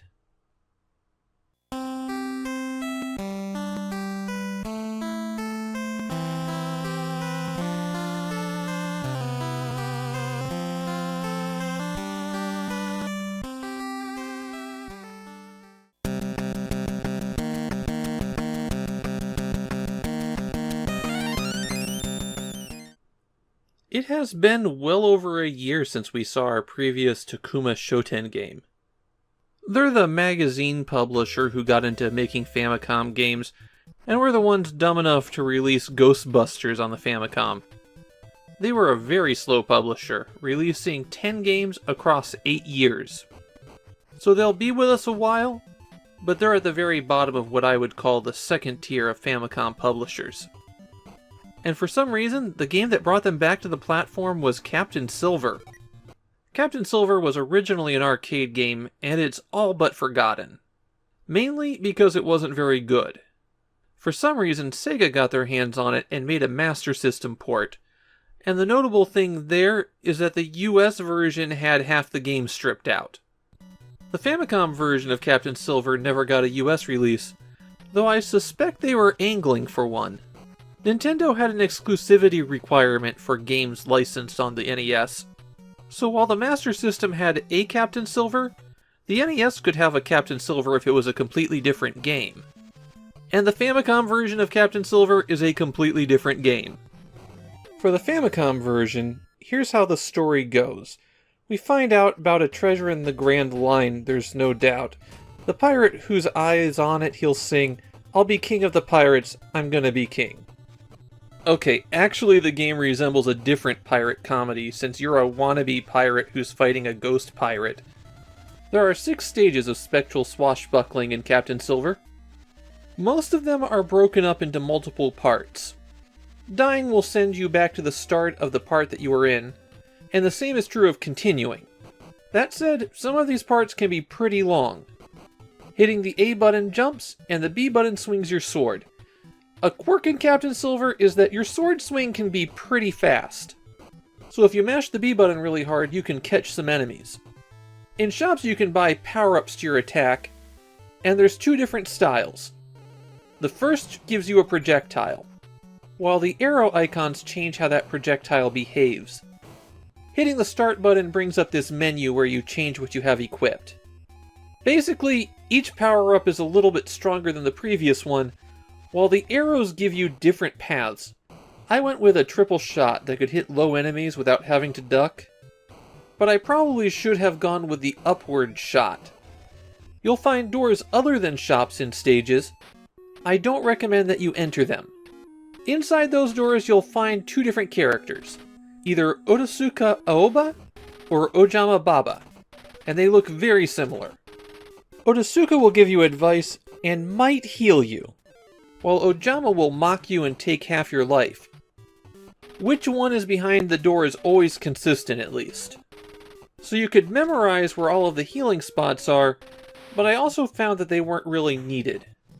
The thing is, Captain Silver is not a very difficult game. At least, not difficult once you've got a feel for it. This is one of those games that just tosses out a lot of unavoidable attacks at you, and if you know that they're coming, you're fine. But if you don't, then you just have to soak up the hit. The time limit on every stage is really tight as well. If you stop to try to grind up some points, you're going to run out of time. Collecting this clock will freeze that timer for a short period, but don't dilly-dally. The reason why you might want to stop and collect some points is that points are the currency that you spend in shops, and there really aren't enough points for you to get everything. In fact, if you have to continue, then you might have some trouble collecting the final items. Other power-ups you can find just walking around the stages are these shoes that let you jump higher, this knife that increases your attack until you get hit once, or hearts to refill some of your life. At the end of every stage there are bosses, but I quickly learned something important about them. They can't go all the way to the left. So just stand back and fire away, especially if you have a ranged attack equipped. This boss can still get you with its three-way projectiles, and this one spits out rocks that you have to hit. But sticking to the left is still really effective against the other bosses. The first stage takes place in this town where there's not even platforming. I like how it goes from night to day behind this building. If you're going to do that, guys, the building has to be long enough that you can't see both sides of it.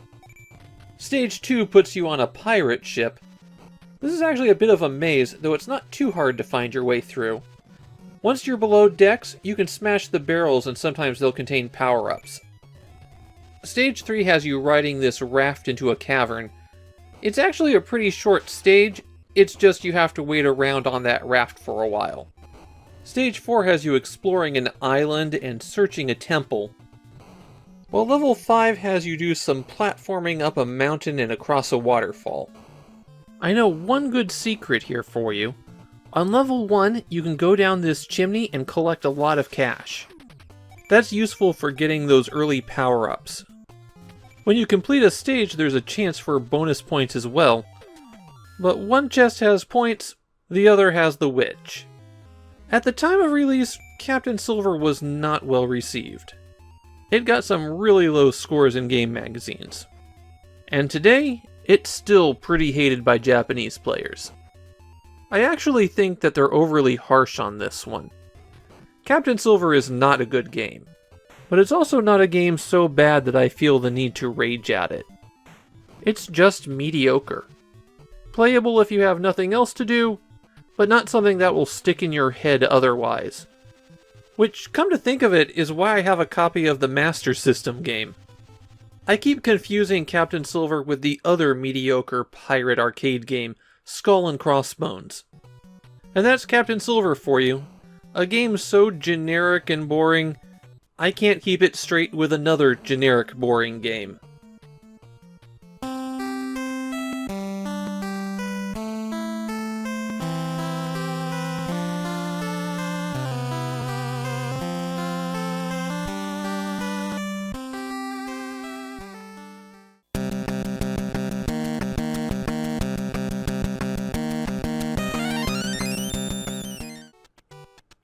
Cycle Race Roadman is one of those games that's not very good, but I still kind of like it. It's a messy game that gets a lot of things wrong, but it also does a few things right, and there really isn't another game like it on the Famicom. The Roadman in the title, and it's one word, not two, as it's often presented online, was a line of bicycles by Bridgestone. From what I can tell, the Roadman line was only sold in Japan, and that brings up something special. This is not the first Famicom cartridge that Tokyo Shoseki has released based on Bridgestone bicycles. Now I know you're all loyal viewers, so you're probably all going, I don't remember seeing a previous bicycle game. Tokyo Shoseki just made educational stuff and then a couple bad Famicom adventure games. And you're right, there wasn't a previous bicycle game. What they made was a special cartridge for Bridgestone stores. It was called Roddock Tailor Made, and shoppers in the store would use a Famicom to design a custom bicycle. After they picked out all of their options, it would give them a bill of materials and a price. I've had some trouble pinning down exactly when it was released, and it was a proper Famicom release. Nintendo manufactured the cartridge and everything. My best guess is that it was in stores early 1988. Now that said, it was not a commercial release. so that's why I didn't talk about it in its own Famidaily episode. It's one of the rarest official Famicom cartridges too. Prices have skyrocketed for it in the past few years, so you can expect to pay about $2,000 to $4,000 for a copy. About 10 years ago it was only around $200. Okay, back to the cartridge that you actually could buy. The full title of the game is Cycle Race Roadman Gekizo Nihon Isho Yosen Kilometer, or Sprint, 4,000 kilometer lap around Japan. There's 18 legs to this race, and starting after the second leg, you can get a password so that you can continue from any point. Though getting a password does cause a game over, so you'll have to re-enter the password if you want to pick it up from there. When you set out, you're given your choice of 4 teams, and then you have to choose who you are among the 5 racers on that team. Every racer has different stats. I chose Taki from Team Japan, thinking that his strong spirit would get me through, but it was probably a bad choice. These team members are not created equally. And, I hate to admit this, I don't know what all the stats do. I don't have a manual, and to jump ahead a bit, the game is forgotten in Japan. The few people I could find talking about it also said that they don't know what the stats do. Speed and stamina are obvious, but tech and spirit are more obscure. At least speed and stamina seem to be the more important stats. In the race, every time you press A, you pump your pedals once. That also costs you a small amount of stamina. So yes, you can mash really fast to build up speed, but once you build up a certain amount of speed, pumping faster doesn't really help you a whole lot. You can use a rapid-fire controller to go very fast, but it drains your stamina so quickly you won't be able to complete a leg. Running out of stamina is a game over here. The trick is that you want to pump yourself up to full speed, and then coast.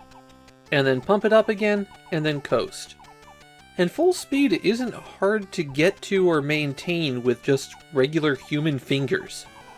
There will be times where you want to pound as hard as you can to pass somebody, especially at the end of the leg when you don't have to hold on to that stamina anymore. But learning how to manage your energy is one of the keys to playing the game. At the start of every leg, you get a visualization of how long the course will be, and what the elevation changes are like. Obviously, you have to pump hard to get uphill, and you can build up speed going downhill. There are 19 other racers on the course with you, so your placement in the race will depend on how well you do passing them. Aggressive racing does help. You can push them off the course and make them crash.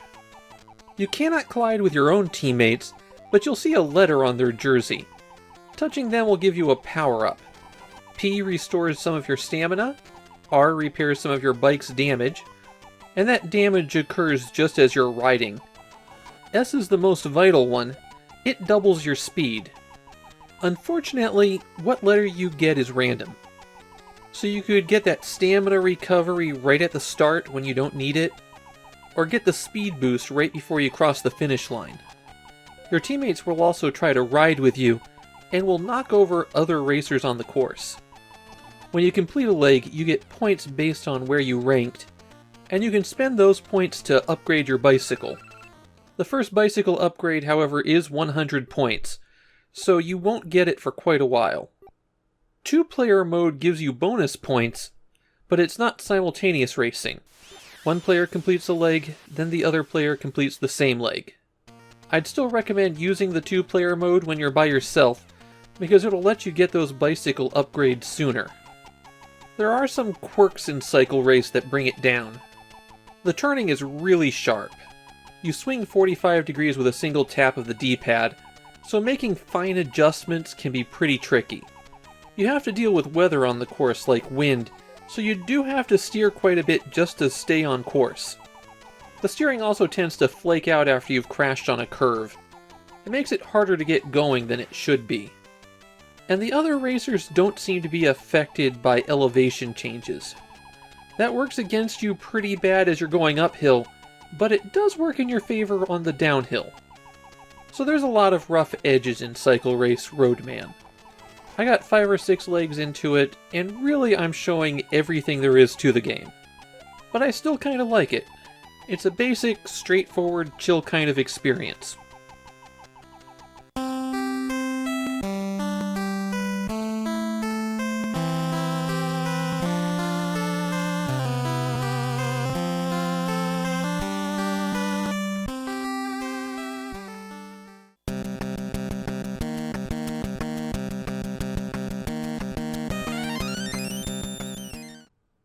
So let's say you start playing Dungeons & Dragons.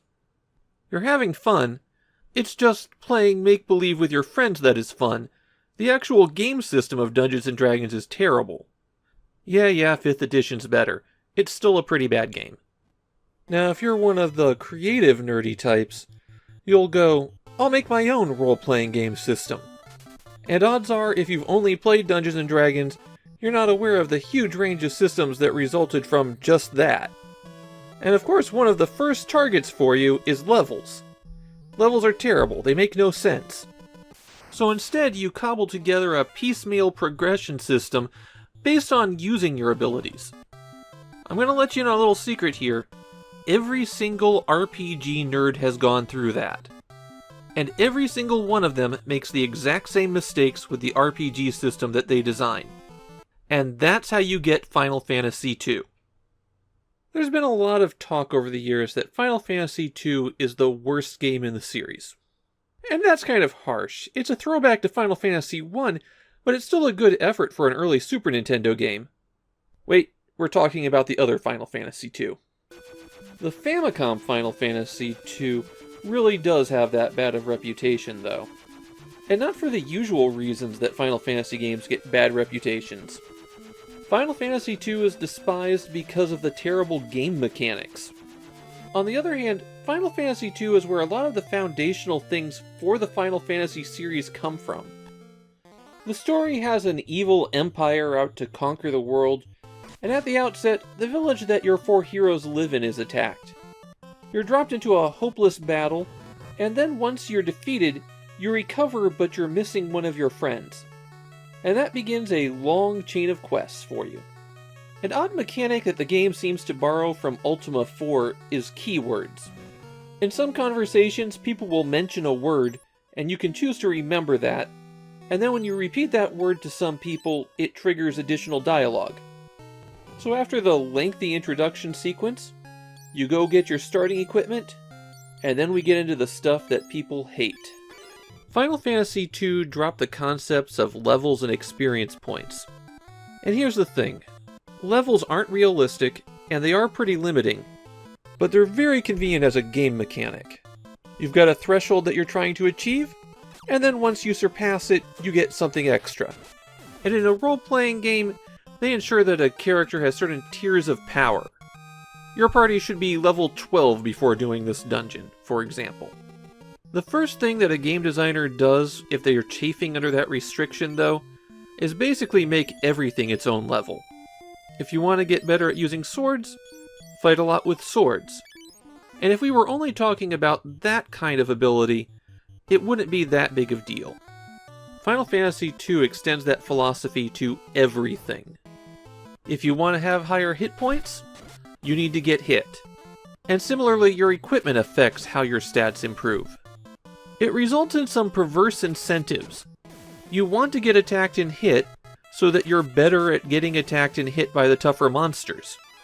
The most efficient way to improve abilities is to just attack your own party.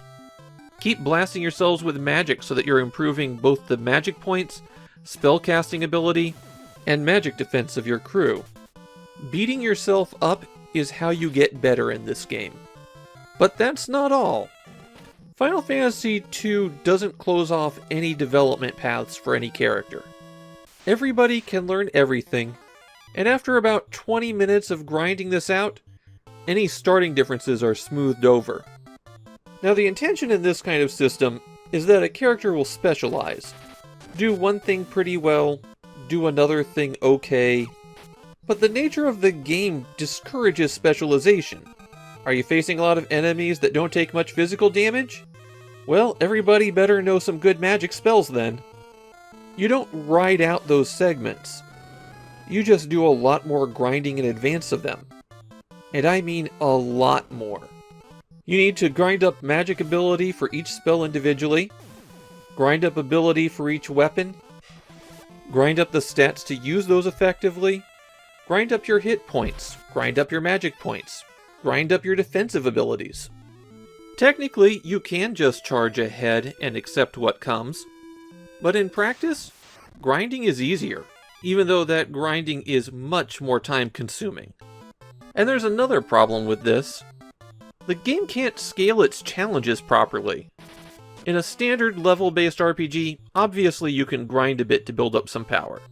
But there's also diminishing returns. You might be willing to stick around and kill 100 slimes to reach level 5, but killing thousands of them to reach level 10 isn't likely to happen. Here, progress is completely disconnected from the difficulty of the challenge. Fighting the monsters you encounter outside the first town gets you the same character progression as fighting monsters in the final dungeon. The only difference is the cash reward. So why wouldn't you level up your abilities as much as you can? And once you've done that, it trivializes the rest of the game. There's one more issue with all of this. Your fourth party member slot gets rotated in and out a lot as you progress through the game, and that character is never up to snuff compared to the rest of your team. Now that's a lot of complaining about the utterly broken game mechanics. But what about the rest? Well, Final Fantasy is probably the best structured story and adventure we've seen in an RPG on the Famicom so far. The only thing even comparable is Dragon Quest III.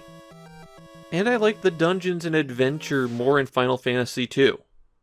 The problem is those game mechanics render this just about unplayable. Final Fantasy II has been remade multiple times.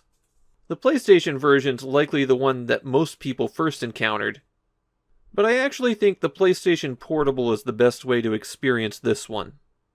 The thing is, Final Fantasy II is a game that people only play to say that they've done it. You play it so you can say that you've played all of the Final Fantasy games. It's really not worth going back to this one. And fortunately, Square would rebuild everything from the ground up for Final Fantasy III.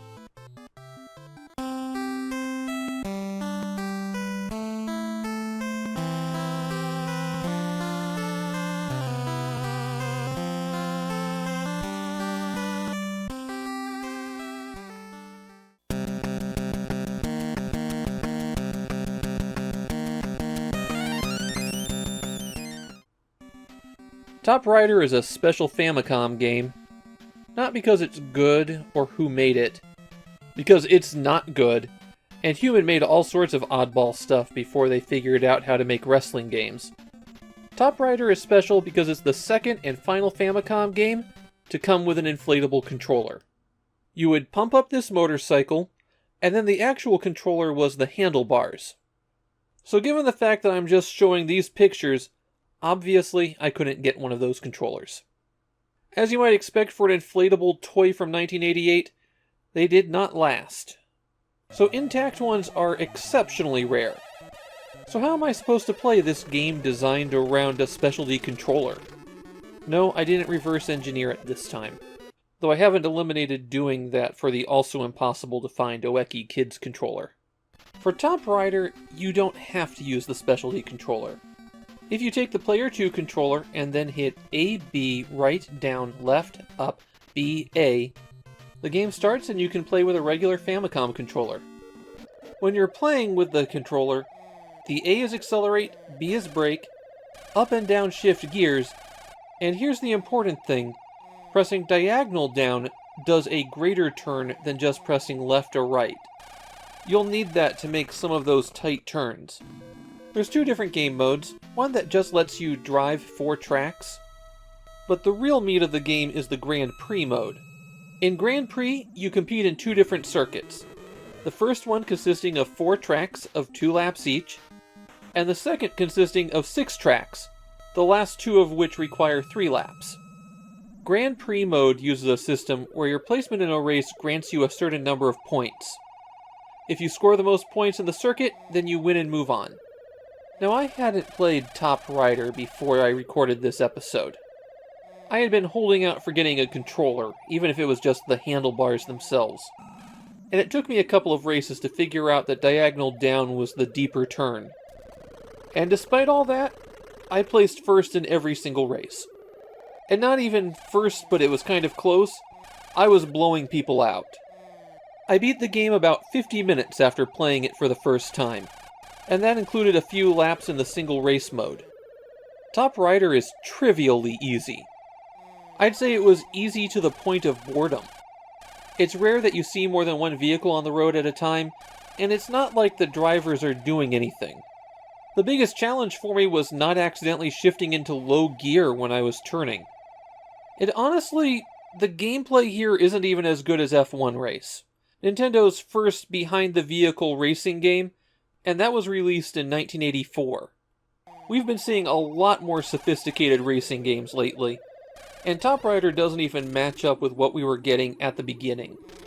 I get the impression that they wanted something that looked like Sega's Hang On, and they wanted it out the door for the holiday season. So what we have here is a weak game with a gimmick controller. And maybe I'm being harsh.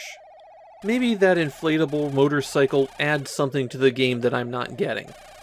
But even with it, it's still going to have boring tracks, boring racing, so I don't see how it could possibly be an improvement.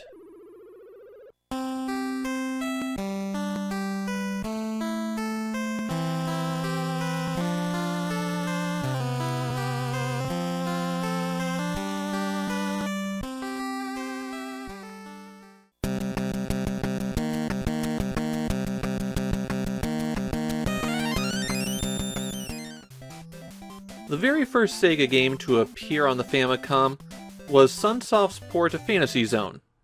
It was a genuinely pretty good port that only suffered because Fantasy Zone got ported to everything, and so there were better versions out there even at the time. And now we're getting the sequel, Fantasy Zone 2, Oppa Oppa no Namida if you follow the box, or The Teardrop of Oppa Oppa if you go by the title screen. Or you can just use what the big text says on both and use Fantasy Zone 2. But if you want to get really complicated, the title screen of the arcade game says it's The Tears of Oppa Oppa. And honestly, I'll take Sega's word on what their subtitle's supposed to be. I'd give you the story, but the story's presented completely in English. Not that you really need a deep story in Fantasy Zone anyways. The real point of the game is to take cute little spaceship Oppa Oppa, destroy all of the enemy bases, and then take out a boss before you move on to the next world. There are 8 worlds to complete before you win the game. The big addition for Fantasy Zone 2 is that now stages aren't just a single linear path. Instead, when you destroy some of the bases, they'll leave behind a warp, and that warp links you to another substage where there's more bases. One of the bases has this fancy red warp in it. Touching that once you've destroyed all of the bases in the world takes you to the boss. But if you've missed one somewhere, or there's a world section that you haven't visited yet, the red warp does nothing. Destroying a formation of enemy ships causes cash to drop, and you'll also see it from the ships that come out of the base, and sometimes when you destroy a base itself. Take that cash to a shop where you can buy power-ups. The engine power-ups are permanent. As a balance between speed and control, I like the normal engine. The beam power-ups last a short time. And since shops are now permanent fixtures, my preference is to destroy all the bases, then backtrack to a shop to buy a weapon. In the first game, the shop would spawn a bit randomly, and so you wouldn't necessarily have something useful when you fought a boss. Most of the bombs are permanent power-ups, but there are a couple that are one-shot weapons. A special weapon to keep an eye out for is the Fireball. It'll destroy anything except bosses in one hit, and keep going. So it's very useful for wiping out an entire line of enemy bases. As a broad rule of thumb, your bombs are more powerful, and thus able to take bases out more quickly, but obviously they're much more limited with where you can shoot. If a base is at the very top of the screen, you're just going to have to pound on it for a long time to get it destroyed. On the positive side, holding down the fire button does a pretty good rapid fire in Fantasy Zone 2. There's a real risk at hanging around at the top and bottom of the screen. That's where the enemies spawn in from. And there's no protection for you if you're up there destroying a base, and an enemy just drops in. However, enemies spawn on a pretty steady rhythm. If one just spawned in, it's gonna be a while before the next one. There's one more minor addition for Fantasy Zone 2. Opa Opa now has a life bar. Okay, it's not much of a life bar. What it amounts to is you can survive one hit from a bullet before you die. Collisions are still instantly fatal, and there's no way to heal back that life, so a second bullet will still kill you. Still, it's better than nothing. And the thing is, Fantasy Zone 2 is a pretty difficult game. Not at first, but as the levels start getting bigger and bigger, and the enemy patterns start getting more aggressive, the challenge really starts ramping up. I don't think it ever becomes unfair, though I think the pacing of the game would be helped by making the bases a little bit weaker. This is a game that's tough but fair. When you get a game over, there's no obvious way to continue, but there is a cheat code. On the title screen, hit A up up B B B, and when you hit start, you'll continue from the stage you got the game over on. However, it only works 3 times. Comparing Fantasy Zone 2 with the original, I think I like the first Fantasy Zone better. The maze-like stage layouts is not a great addition, and later Fantasy Zone games go back to the straight stages. But that said, I still think that this is a pretty good game. It's a game I go back to regularly. It's got a really pleasant, chill style to it, even if it is killing you over and over again.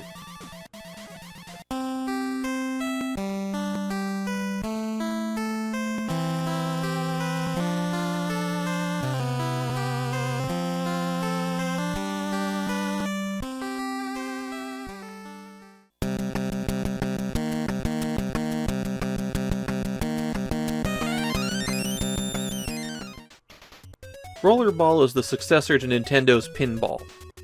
I initially thought of using that line to open the video as a joke, something to tweak some noses, but the more I thought about it, this is a sequel in all but name.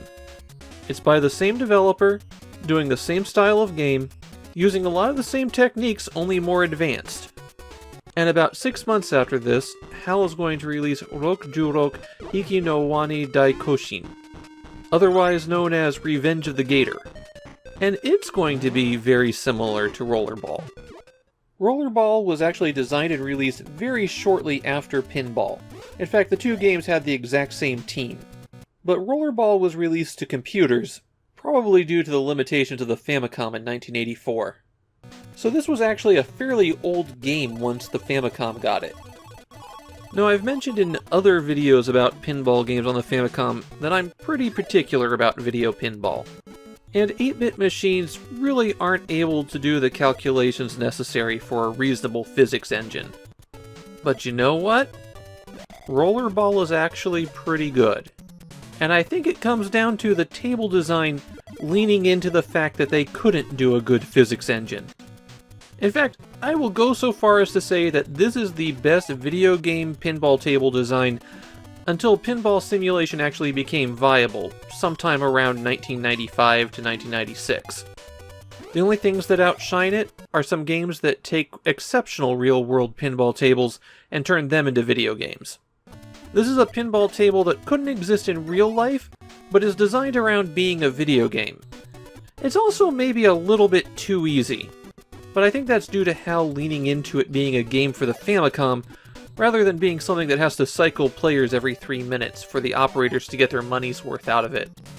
There are 2 modes to Rollerball: Skyscraper and Match Play. Match Play is a special 2-player mode, so let's talk about that one first. Here you have a special double-sided pinball table, and you need to keep balls from draining down your hole, and hopefully they'll drain out of your opponent's. While doing that, you're trying to rack up score, and there's some random special effects that can kick in if you hit certain targets. It's fine, perfectly reasonable. Kind of an open table design, but that's because you're competing against the other player and there's 2 balls going constantly. Skyscraper is the real game. That's the name of the 4-screen high table that's the real pinball. The controls are simple enough. Hitting anything on the D-pad activates the left flipper, hitting A or B activates the right flipper, and you can hold down A or B to launch the ball. Now let's talk about this table because it's really well designed. It's 4 screens tall, and we're going to start at the bottom. If the ball drains from here, you're out. On the left you have a loop, and going through that spinner rotates through the bonuses. You get that bonus by hitting the target outside the loop and then rolling over the light. At the top you've got these 3 slots. They light up when the ball goes through them, and hitting the right flipper will rotate that light. Finally, the hole on the right will just rebound you back, unless you've activated the exit hole bonus. Then it drops you back into the launch row. Obviously, if you're at the bottom, you want to get back up. The easiest way to do this is by shooting the right-hand lane, but if you screw up on that shot, you've got a good chance of the ball dropping down that drain. So getting the ball back into the upper playfields requires a bit of skill. The second screen is a target-rich environment. Lots of options for scoring, though nothing that really activates anything special. There are multiple ways to get up to the third screen. On the left-hand side, there's this hole that can shoot you up, or you can go up through these gates, or even on the right-hand side. The third screen is where things get complicated again. In the left-hand outlane, you can see the hole that can launch you upward. That flips what direction it shoots every time you hit it. So the first time it shoots up, and the second time it'll shoot you down to the second screen. However, there's a trick here. Shooting the middle loop will spin the slot machine, and if you get 3 cherries, then that hole will always shoot up. The set of holes on the left-hand side are special. The lower one shoots you up into the bumper, and if you get into the second hole, you can get a ball locked into the fourth screen. The rollover targets here don't rotate when you hit the right flipper, so just be aware of that. You shoot right up the middle to get up to the fourth screen, and this one's all gimmicks. On the left-hand side, hit the 4 targets to put a bumper in front of the outlane. On the right-hand side, hit the 4 targets to flip open the lock. If there's already a ball locked and you go down there, then you start multi-ball. Multi-ball is just 2 balls in this game. And if one goes off the screen, you keep playing with just 1 ball until you go back to that screen. The ball that changed screen first is always placed into the same starting position. It's actually kind of useful on the lower screen, where you can shoot one of the balls off to the upper right, and it's guaranteed to start in a better spot when you get up there. The important thing on the fourth screen, randomly, one of the letters will be flashing. Roll over that letter to light it up, and another unlit letter will start flashing. When you light everything up, go through the top loop, and that will trigger everything to become bumpers. The bumpers are destroyed after a few hits, so destroy all the bumpers on the field, and go through the loop one more time, and you get an extra ball. That's actually my biggest problem with Rollerball. Once you know how to do that, it's too easy. The last game of Rollerball I did for this recording took over half an hour, and I played 7 balls. Those are the major features on each screen, and the thing is, all of the shots here make a lot of sense. This isn't just rollovers, bumper, a ramp, and outlane. There's real consideration placed into the flow of this table. The shots make sense, there's some that are more difficult than others, but you get better rewards for them. And even if you're having trouble with a shot, there's still lots of things that you're hitting on each screen. There's a flow to Rollerball that works really well. It may not be a replacement for actual pinball. Those 8-bit limitations are still a problem. But this is as good as 8-bit pinball can get.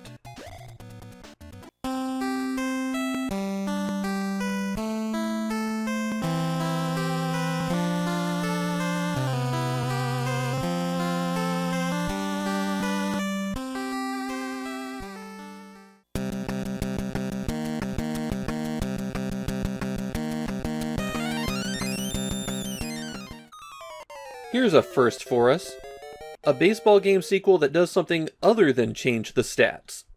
For the past couple years, Namco had been ruling the baseball game genre, but 1988 brought some heavy competition. We've had 2 entries in Taito's Kyuukyoku Harikiri Stadium series, 2 entries in the statistics-based Best Play Pro Yakyuu, the first playable version of Moedo Pro Yakyuu, and there's more competition coming. Konami's already advertising their upcoming baseball game. Data East and SNK have announced that they're going to release yearly baseball games. That is a whole lot of baseball. So for Family Stadium 88, Namco decided to start changing things up. In fact, I believe it's an entirely new engine. or at least the gameplay differences are significant enough that I think it has to be new. And the result of all those changes is a much worse baseball game.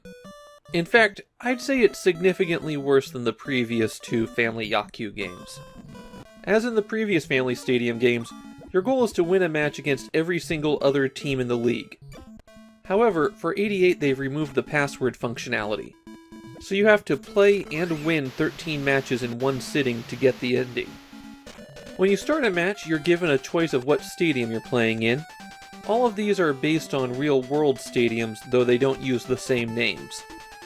There's the Tokyo Dome, Koshien Stadium, Nagoya Stadium, and Tamagawa Stadium.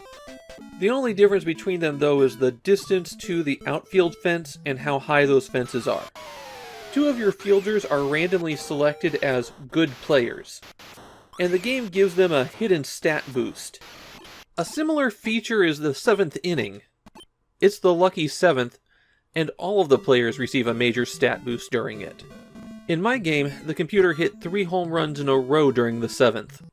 The fielding is a significant change in Family Stadium 88, and it's the biggest change that makes the game significantly worse. Your infielders can move pretty snappily, but your outfielders are even slower than they were. And throwing the ball is extremely slow. It can roll to a stop before it reaches the base that you threw it to. Players can also drop the ball at random now. The extremely slow fielding means that you can almost always go one more base than you might think. And in the park, homers are really easy to do.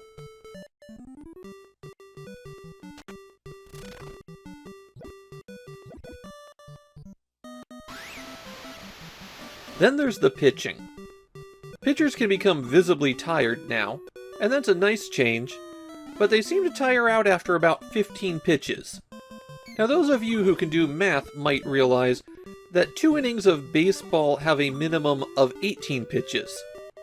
You will have to change out your pitchers a lot more regularly in Family Stadium 88, and sometimes it just forces you to do it. And then there's the problem that you'd only know if you were a Japanese baseball fan. So far, the Family Stadium games have favored Team T, the stand-in for the Hanshin Tigers. They're basically the Yankees of the Japanese Baseball League, and the Family Stadium games give them some stat buffs.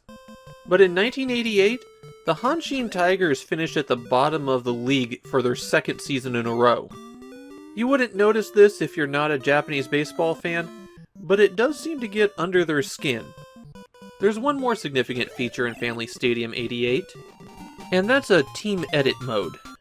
You can change the team name, the players' names, and adjust all their stats.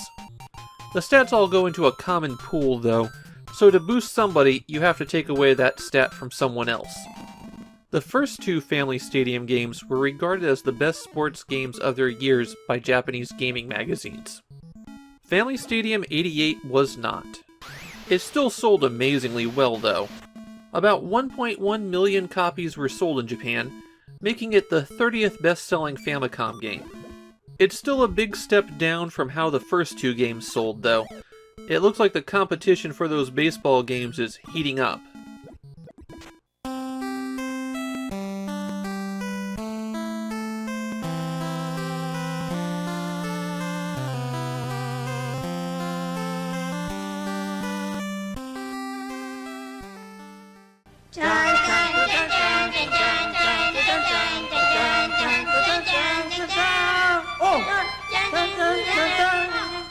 Famista 88 Namco.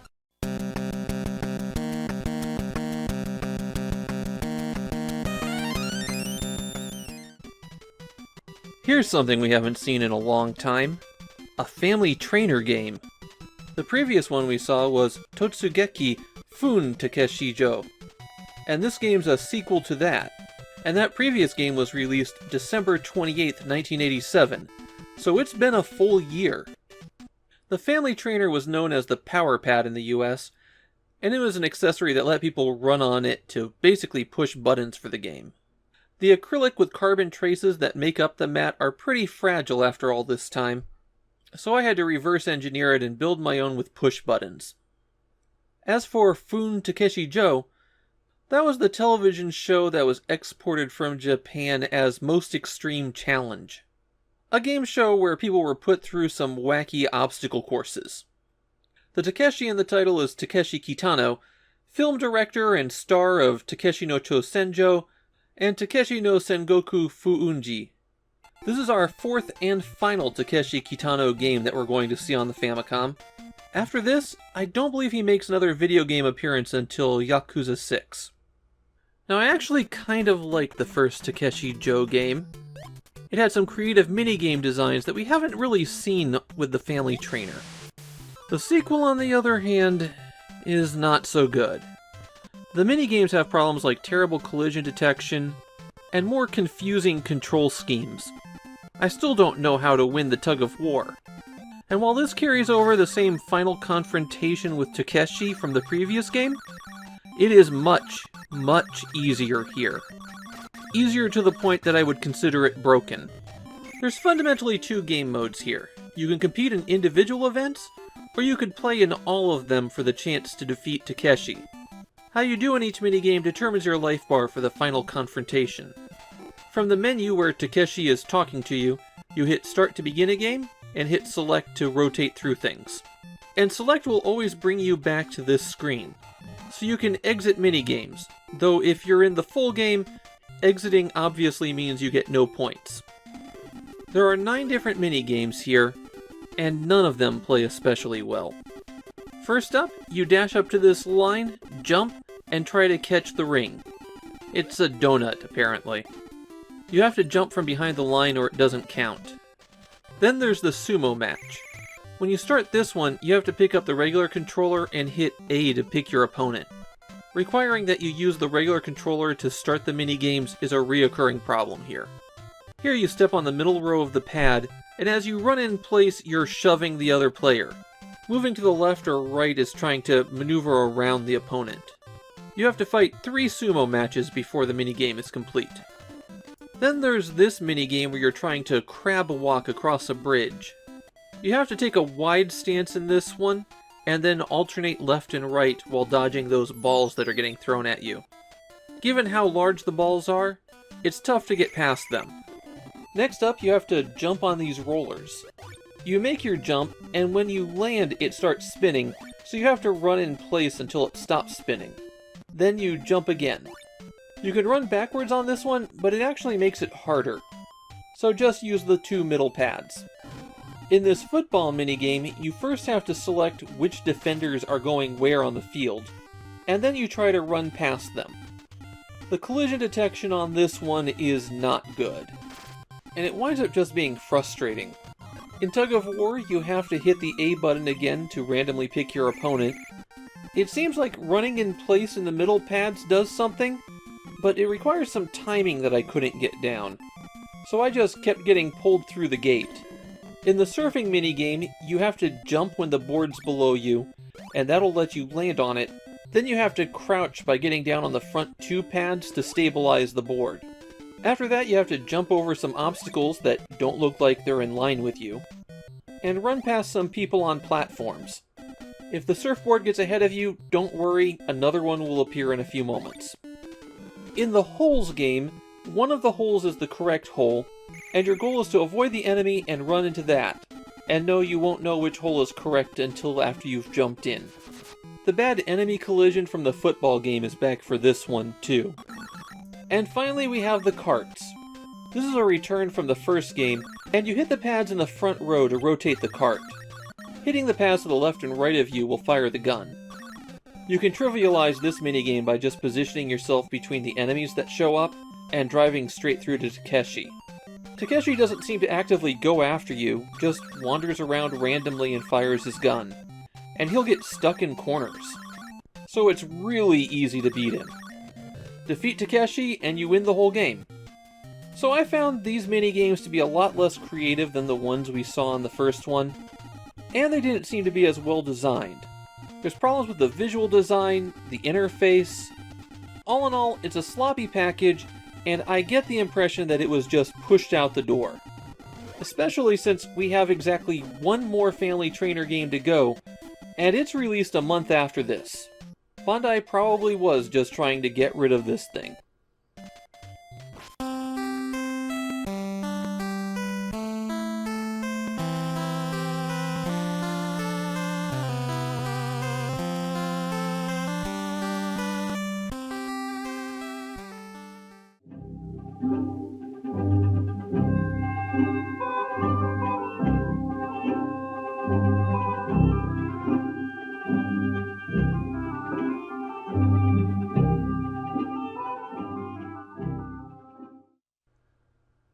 Kaguya-hime Densetsu, or to use its English title, The Legend of the Galactic Heroes, is something I've been meaning to get around to watching for 25 years now. Back then I would send away some blank video cassettes to some college's anime club and get some copies of whatever they had. And Legend of the Galactic Heroes intrigued me, but it was also a bit intimidating. Even back when there were only about 70 episodes, it was a lot. And it wasn't a TV series. All of the episodes were released direct to video, so even in Japan it was something that people had to actively seek out. Kaguya-hime Densetsu is a sprawling epic about the almost eternal war between two vast superpowers. The military conflicts and political machinations are on a huge scale, and the series wound up clocking in at 110 episodes before it was complete. These days, there's been another adaptation of the novels that the show was based on, and so there's a more easily accessible version out there. Of course, in 1988, the series was just starting, and if you were going to make a game based on it, it was only natural for it to be a war game. The subtitle of the game is Waga Yuku wa Hoshi no Taikai, or to use the official English title, My Conquest is the Sea of Stars. That marks it as a prequel to the main series. The first time that the two primary characters of the series, Reinhardt and Yang, wound up in conflict with each other. In the game, you always play as Reinhardt, a young noble in the Galactic Empire who's getting his first chance at leadership. Your goal is to take over the base of the Democratic Free Planet Alliance. It's located in the upper right-hand corner of the map, and the only planet you hold at the start of the game is in the lower left-hand corner. You start the game with 3 fleets at your disposal, but before you spread too far, reinforcements will arrive, and you'll wind up with 12 fleets in the end. On every turn, you get a status report from any idle fleet, and then you can issue them one of 4 commands. They can move, send out a scout, rest, or resupply. And for some reason, rest and resupply are different commands. Move is the most straightforward one. You can choose to travel to different planets. Traveling costs some of your fuel, and there are certain paths that you have to take that aren't visible on the screen. Also, each fleet is controlled by a different admiral, and the admirals all have different speed ratings. So a slowpoke admiral may take 2 or more turns to get to a destination. If you're invading an enemy planet, you want to try to time it so that everybody gets there at the same time. When the invasion fleet arrives, you have to choose a formation to fight in. There are 7 different formations, and each one counters a different formation of the enemy. There's 2 different ways that you can know what formation the enemy is fighting in. The smart way is to send out a scout first. Then a turn or 2 later, they'll report back what the enemy fleet commander uses. The other option is to slam into the enemy fleet and see what the outcome of the battle is. Odds are that's going to cost you some ships, though. At the start, you have an overwhelming numerical advantage, but as you get deeper into enemy territory, the planets are better protected, and they also start sending fleets after you. And if you happen to bump into the fleet that Yang is leading, he greatly increases the stats of his fleet. So there you'll have to use the correct formation and have a huge numerical advantage. The rest command is straightforward enough. Your troops just get worn down if they're on duty too long, so you can tell them to take a break and... What is that guy doing? The real challenge of the game is keeping your fleet supplied. Only a handful of planets can resupply a fleet, so you'll need to keep track of which ones they are and guard them with your life. They'll also be the targets for recapture by the Free Planet Alliance. And there really isn't anything else to Kaguya-hime Densetsu. It's a very basic strategy game. There aren't even a huge variety of animations. It's only going to take about 10 or 15 minutes before you visually see everything that the game has to offer. Even the musical choice is very limited. You're going to be hearing Bolero a lot. The original show was scored with classical music, so the game is mimicking that. I've got one more amusing fact about the game. If you wind up doing especially poorly, your advisor tells you to use the self-destruct by pressing the reset button. I found Jinguuji Densetsu to be an interesting game, but very limited. If you play it once, you'll go, yeah, this is pretty solid. And then, the more you play it, the more restricted it feels. It's not a bad game, it just feels like there should have been more to it.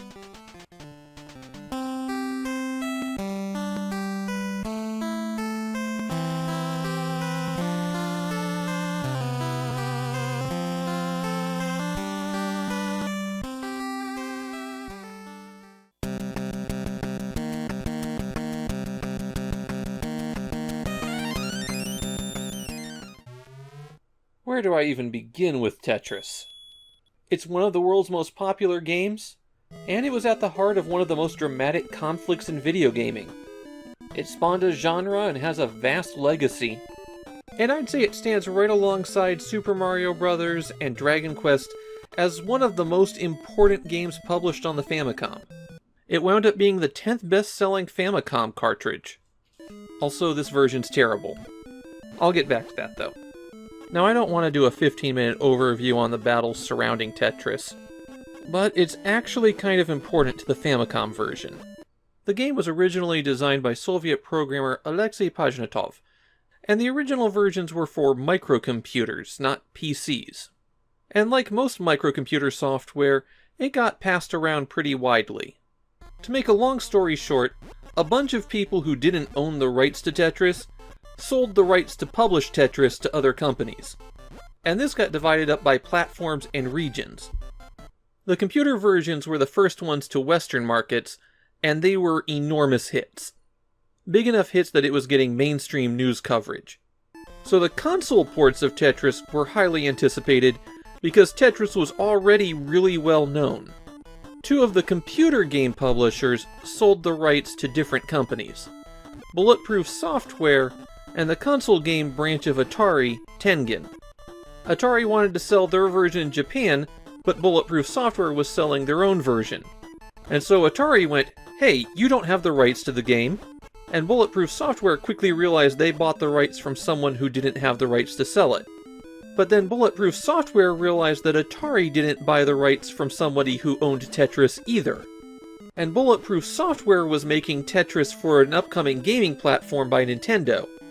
So Bulletproof Software got the backing of Nintendo to go to Moscow to negotiate the rights, while simultaneously, and I do mean simultaneously, Atari rushed to Moscow to try to lock in the rights. The end result was that Nintendo got the rights, and Bulletproof Software got a license from Nintendo to keep publishing the game. Atari had to withdraw their version and recall it. And as one more weird twist on this, the owner of Bulletproof Software, Henk Rogers, he's currently the head of the Tetris company. Now that we have a framework, let's take this all the way back to the Famicom version. Because of the rapidly changing rights situation and the popularity of Tetris, there are multiple revisions of the Famicom Tetris, all with different rights screens. The rarest of all seems to be my copy, something I specifically sought out. It says that the game was made on license from Tengen. So my cartridge was made in that month or so period in which Bulletproof Software thought Atari owned the rights to the game. And there's multiple revisions of each box as well with the different rights on it. One more curious thing about the Famicom release of Tetris: apparently it didn't sell well. Or at least it didn't place on the sales charts in the first week. Not a good sign for a holiday release. But apparently it was getting strong word of mouth, because rather than selling out quickly and then potentially coming back into stock like other Famicom games, Tetris built up momentum. By January 1989, it started showing up on the sales charts, and then it just never left. It was even the best-selling Famicom game for a few weeks in 1990. I think this might be a record for how much background I have to give a game before I get to the actual play. But it's Tetris. I can get through the gameplay in less than a minute. You've got a well, and tetrominos drop from the top. Tetronomos being the technical term for a shape made up of 4 blocks. These fall down until they come to rest on the floor or another block, and your goal is to build horizontal lines of them. The more lines you complete with a single piece, the more that you score. And the biggest score comes from a Tetris, when you drop a straight line down a shaft and complete 4 rows at once. In the Famicom version, you rotate the piece by pressing up or down on the D-pad, and drop it by pressing A and B. Yes, you absolutely will misdrop a lot. This was a result of trying to adapt a computer version's controls rather than make something that functioned on the Famicom. The bulletproof software version also goes to a score tally when you complete a level, and it's unskippable. And when you start the game, you can choose a level, and that'll put junk bricks in the well for you to get rid of. And that's literally everything you need to know about playing Tetris in a minute. How do those pieces behave, though? To answer that, I'm ranking all of the Tetris pieces from worst to best. And obviously, mirrored versions count as the same one. Number 5, the square. While it has its uses, the square is just too blocky. You have to have a space prepared for them, and getting a lot of squares on a stack that isn't ready for it can result in some really ugly piling. Number 4, zigzag. Though often maligned because it's a bad piece to start with, once you get going, it's rare that you don't have a spot for one of these. The biggest problem with the zigzag is that, like many siblings, the mirrored versions don't get along with each other. Number 3, L. The L block often finds itself as the face of Tetris. It's a piece with some good flexibility, but it really shines when you can prepare a spot for it to just slide in. Number 2, the straight piece. A controversial pick, I know. The straight piece is the only piece that can complete a Tetris, but that also makes it a bit of a prima donna. It never shows up when you want it to, and it has a bad tendency to show up when you can't use it. It's mainly its potential for big scoring that gets it this high on the list. And that means number 1 is the T-piece. A real team player of a tetronomo. You're never sad to see a T-piece appear. There's always a good spot for it. And even in those rare cases where you have to leave it with a bit of an overhang, the T-piece still makes it easy to slot something in. You may not be able to score high with it, especially in the earlier versions of Tetris, but the T-piece is going to be the foundation of your good stack. Tetris launched a whole genre of puzzle games. The puzzle piece falls down a well and you need to clear them away before it fills things up genre, which admittedly is a long name for it, but considering how many games copy it directly, it's kind of necessary. And the early 90s were a bit of a wild west for Tetris sequels. The companies that got the license were able to make their own sequels, and so a lot of different Tris games came out. We're going to see 3 more of them before the Famicom's done, though none of them are good as classic Tetris. Tetris has a weird situation where it received 3 ports to Nintendo's 8-bit machines. 2 for the NES, and 1 for the Famicom. And this Famicom port is by far the worst of them. In fact, it's bad enough where I'd say it's not a good version of Tetris. The controls are awful, there's no way to do a quick drop instead of a hard drop, which makes playing at the lower speeds excruciating. And stopping the game to do a score tally is just annoying. It also gives you 3 lives for some reason. There are no lives in Tetris. Bulletproof software would make the other Nintendo Tetris ports, and those are much, much better playing. I've gone back and forth on whether Tengen Tetris or Nintendo Tetris is the better version, and right now I think I'm coming out on Nintendo's side. I think it just plays a little bit better.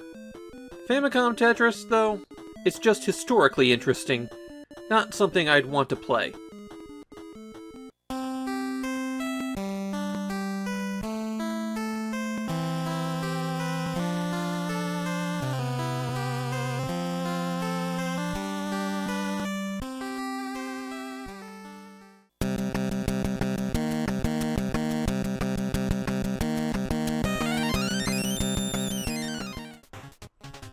Well, we've reached the end of the line. Moero Pro Soccer is the last time that Jaleco is going to use those terrible window boxes.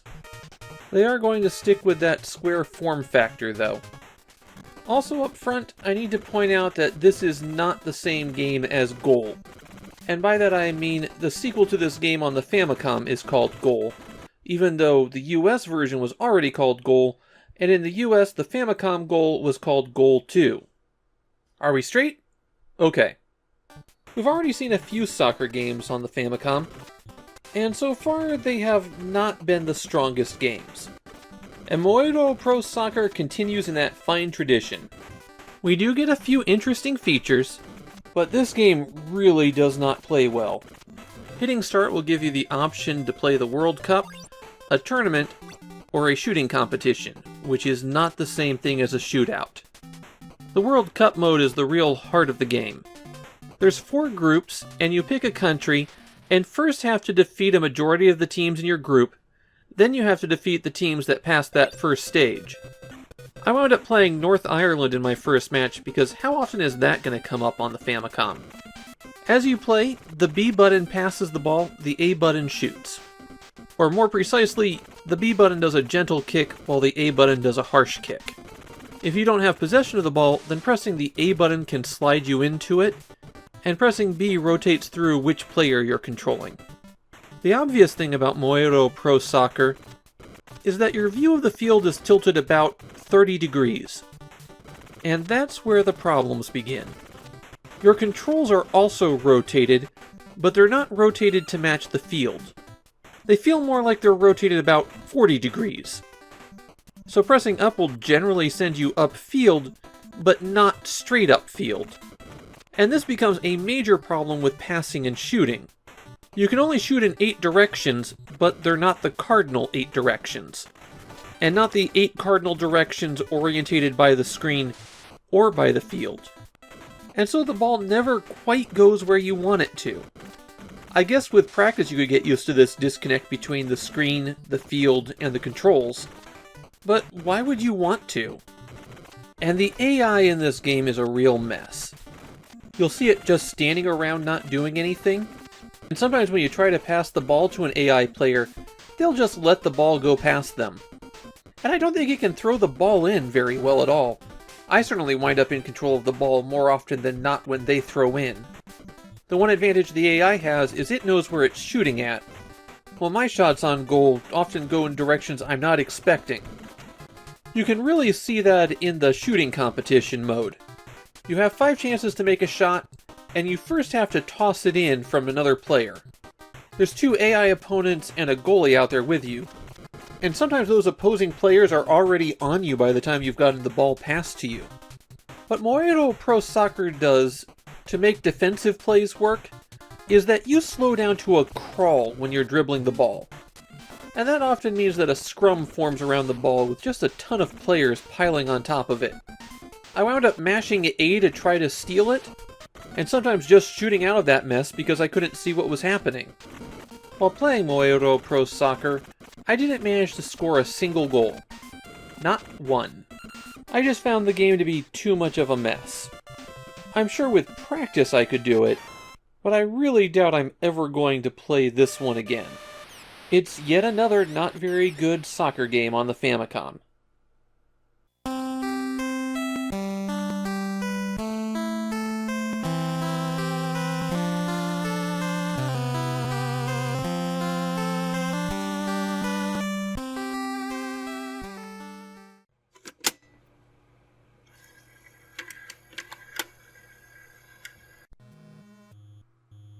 Taro, or Taro Uranai if you go by the tiny text on the package, is the very last Famicom Disk System release of 1988. So we're really going out on a high note with this one. Taro was released as part of a burst of fortune-telling software released for consoles. A few weeks before it, Jaleco had Chugok Senseijutsu, or Chinese astrology, and a few days before Taro's release came the infamous 89 Dennou Kyuusei Uranai, or 1989 computer astrology. I know there was a bit of a spiritualism boom in Japan around then, and it seems like a lot of people were trying to cash in. Tarot, of course, is a trick-taking game similar to Rummy, but played with a 78-card deck rather than the more commonly found 52-card poker deck. The most popular version is French Tarot, which involves betting or placing contracts on fulfilling particular conditions with your hand. Of course, none of that has anything to do with this tarot. This tarot is based on the practice invented in the late 19th century of using the deck for French Tarot to scam people and to predict the future, and it's much more successful at the first than the second. The way that this tarot disc works is that after you enter your name, you're asked if you want a reading for your love life, your business dealings, or your schoolwork. After you've picked that out, you have to choose what arrangement of cards you want. There's different ones for each category, but really they come down to the same thing. Then you shuffle the cards by mashing the A button until you want to stop. When you're ready, hit B and then flip the disc over. Then you start turning over the cards one at a time, and if you want to know what the cards mean, and how those meanings relate to the position in that formation, you have to read the manual. You only have the major arcana, the trumps from the original tarot game, and at least they can be right side up or inverted, which is at least one small thing they implemented. Cycle through the cards, get your answers, and then you're done. The software claims to be associated with a Professor Izeki. Who is this esteemed professor, you might ask?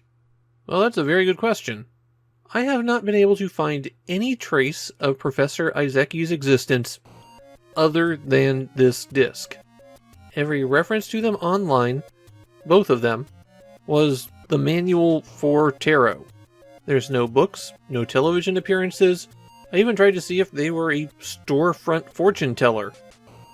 The manual says that they were the head of the Izeki Paranormal Phenomenon Research Society. I can find no trace of that group's existence.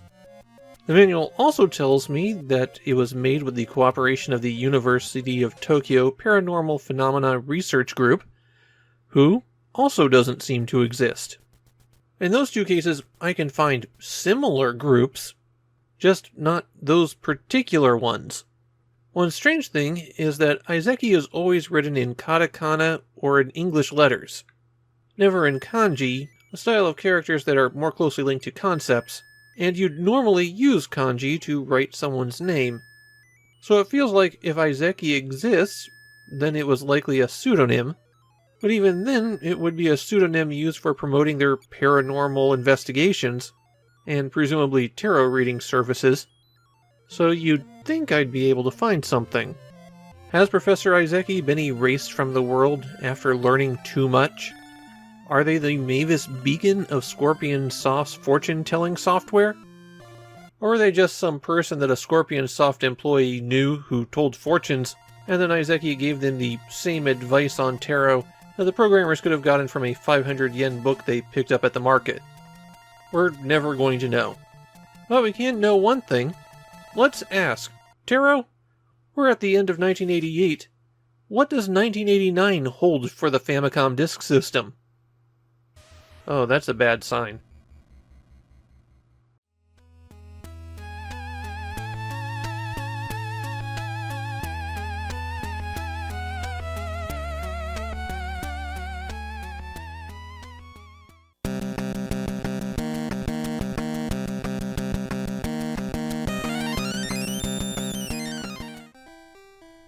Now here's a game that gives me some trouble. Every once in a while I was going through my list of games, I'd spot Shokoshi Seti in the list and go, wait, which game is that? Do I have that one? And obviously I do. It's just that this game is completely unmemorable. Shokoshi Seti is the Japanese title of the book Little Lord Fauntleroy. And I'm going to guess that many of you watching this video have never heard of it. However, it was one of the most successful children's novels of the Victorian period. It's fallen from memory because, frankly, it's not very good. But it was huge enough that every child from about 1890 to 1920 dressed as Little Lord Fauntleroy. The story is about an impoverished boy living in New York City who turns out to be the heir to an English estate. His grandfather comes to raise him as a proper English lord, but his mother initially refuses, and some Victorian-era life lessons are learned. In 1988, in Japan, a 43-episode-long adaptation of the novel was aired as part of the World Masterpiece Theater series. And this game is a direct tie-in to that. In fact, it says Famicom Drama on the box. The box also gives the full title as Super Adventure Boy Shokoshi Seti. And this is nominally an adventure game. I think it also counts as an educational game. Kind of. The plot of the game is that Fauntleroy, or Seti as he's called in the Japanese version, has been taken to his grandfather's estate in England, and his grandfather has sent his mother away. So now Fauntleroy is going to search the countryside for her. Every town looks just like this. The exact same two-tiered U-shape. The doors may not always be there, and there are staircases that could be in a few different spots. But this is how most of the game looks. If you bump into something, this menu opens up, or you can hit the A button to do it yourself, and your three options are talk, play flute, or save. This game has a battery save, and if you choose to do that, then the game freezes afterwards. If you approach a door and hit talk, then you'll speak with whoever is inside there, and that's how you do most of your adventuring. In those encounters, you might have a few more options, like use, give, smile. Most of the time what you're going to be doing is following the directions to the next person, and then saying the correct thing to them or using the proper command, and then they'll tell you the next person to go to. The worst part of the adventure is that there are some actions that have random results. And for those, you just repeat the same action over and over again until you get the result that you want. You have to play a flute to get this guy to show up, but he doesn't appear consistently. Without a walkthrough or guide, you don't know that you need to keep trying. That's not the only time that this will occur either. It's really bad adventure design. In between towns, you'll find lots of people milling about, and most of them are your tutors who have been sent out to bring you back. If one of them intercepts you, you'll probably have to answer a quiz. Now these questions aren't too difficult. For the first few of them, I was genuinely answering them. But there's no penalty for getting a question wrong. So eventually I just started mashing my way through them. There's only two options, so it's not like it takes a lot of luck to get one question right. For some of the tutors, they do require that you get 3 questions right, and on very rare occasions, a tutor will just automatically send you back to the beginning of the game. In that event, you can take a train back to the last town that you completed.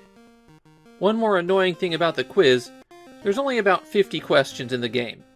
Even if you aren't just mashing through questions, you'll have about a dozen encounters between towns. So I was seeing repeat questions by the time I was half an hour in. In Japan, the game is known for being broken. Besides the quiz issues, apparently there's some scripting problems with the adventure. So you can do things like get a key twice and then use it in another place. Also, there's a lot of Dragon Quest references in the game, like a weapon shop you can visit, and there's a church that offers to heal poison. You can't use any of that, of course. All of these issues give Shokoshi Seti a reputation as one of the bottom Famicom games. Even at the time of its release, Japanese game magazines noted the poor quality. One review said that they thought that the game had been programmed in BASIC. It's often hard for me to judge an adventure game, just given the limitations of my format, but the flaws in Shokoshi Seti are really obvious. This one's a train wreck.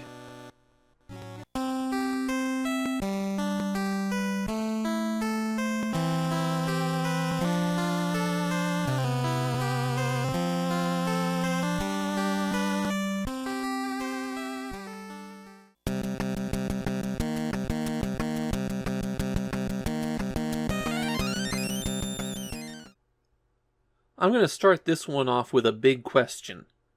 Is Rockman 2 the best game in the Rockman series? It has to be either this or Rockman 3, and Capcom has an official position. On the back of the PlayStation re-release for Rockman 2, it says, the best game in the series. And who am I to argue with Capcom?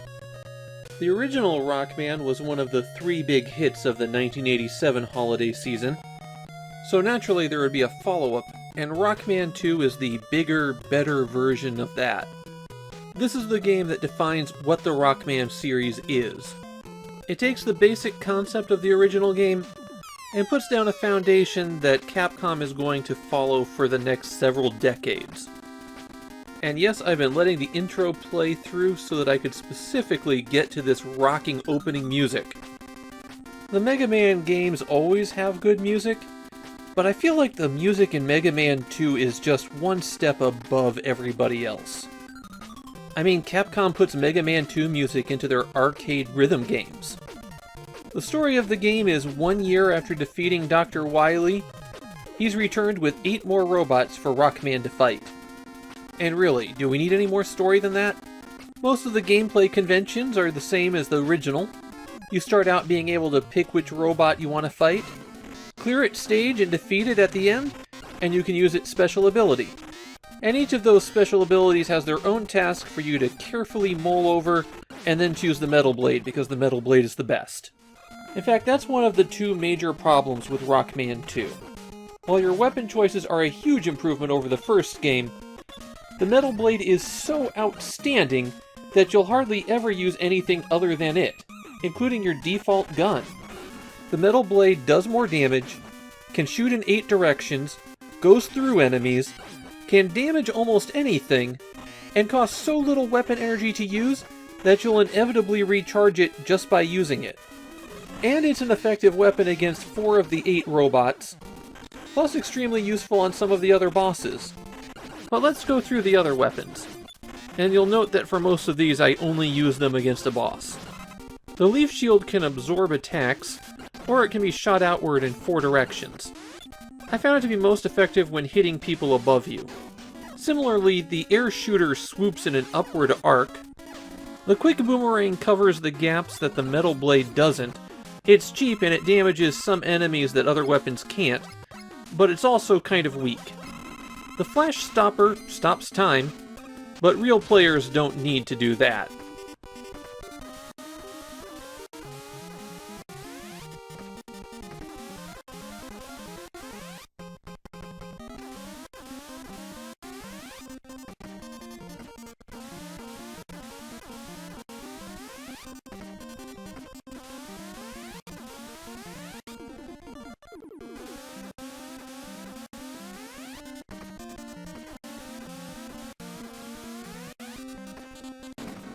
The bubble lead rolls on the ground, which does give it some limited use.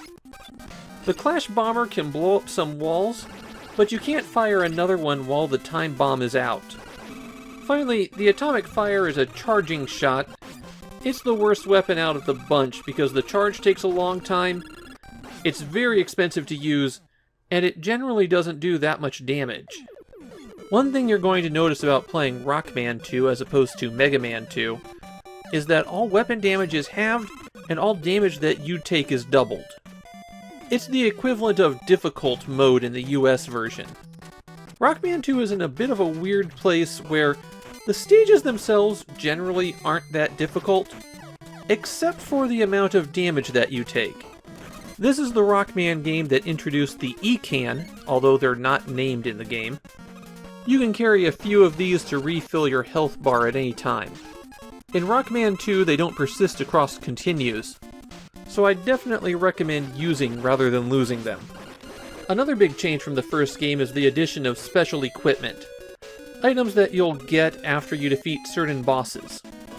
Item 1 creates floating platforms that you can hop between. Item 2 is a jet that you can ride on. And Item 3 will crawl up and down a wall, changing direction when you jump.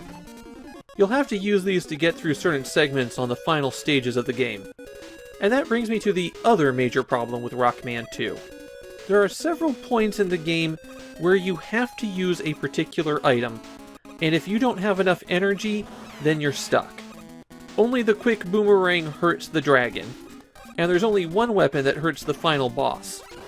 There are places where enemies will spawn infinitely, and you can just sit there for a long time, recovering all of your energy. In fact, I'd recommend that you do this. But on the final boss in particular, you can't recover weapon energy. So you just have to get a game over, then continue, and then you can try again. It makes the boss rush at the end of the game pretty challenging too. If you screw up, you might not be able to recover. Some regular viewers of this channel may have noticed that when it comes to the very popular games, the ones where I don't really need to explain what they are to people, I like to rank things. And obviously I'm not ranking the weapons, because Metal Blade's the best, and why would you use anything else? So instead, I'm going to rank all of the stages. From worst to best. Number 14, Wily 6. I've already mentioned how you can have some trouble on the final boss due to not being able to recharge. Well, all this stage is the final boss and some drips. Kind of a boring run-up to him. Number 13, Wily 5. Yeah, the final boss rush is a Rockman tradition, and this is the first game where they're actually implemented as separate capsules that you enter. And it's cool to see how you can dismantle everybody after everything that you've learned. But I find it to be pretty boring as a stage. One tip? The easiest robot masters to defeat are Metal Man and Flash Man, so save them for if you need a recharge. Number 12, Heat Man. The big problem with Heat Man is this long gap that you have to jump over disappearing blocks for, unless you have Item 2, but it's very easy to get Item 2 after the Heat Man stage due to the boss order. Number 11, Clash Man. And yes, it's almost definitely supposed to be Clash, not Crash. Clash Man stage just feels like a warmed over copy of a Lekman stage from the first game, and there's a lot better use of the moving platforms later on. Number 10, Metal Man. I don't have a problem with the conveyor belts. The thing that brings this one down in my eyes is the large hitbox on those dropping spikes.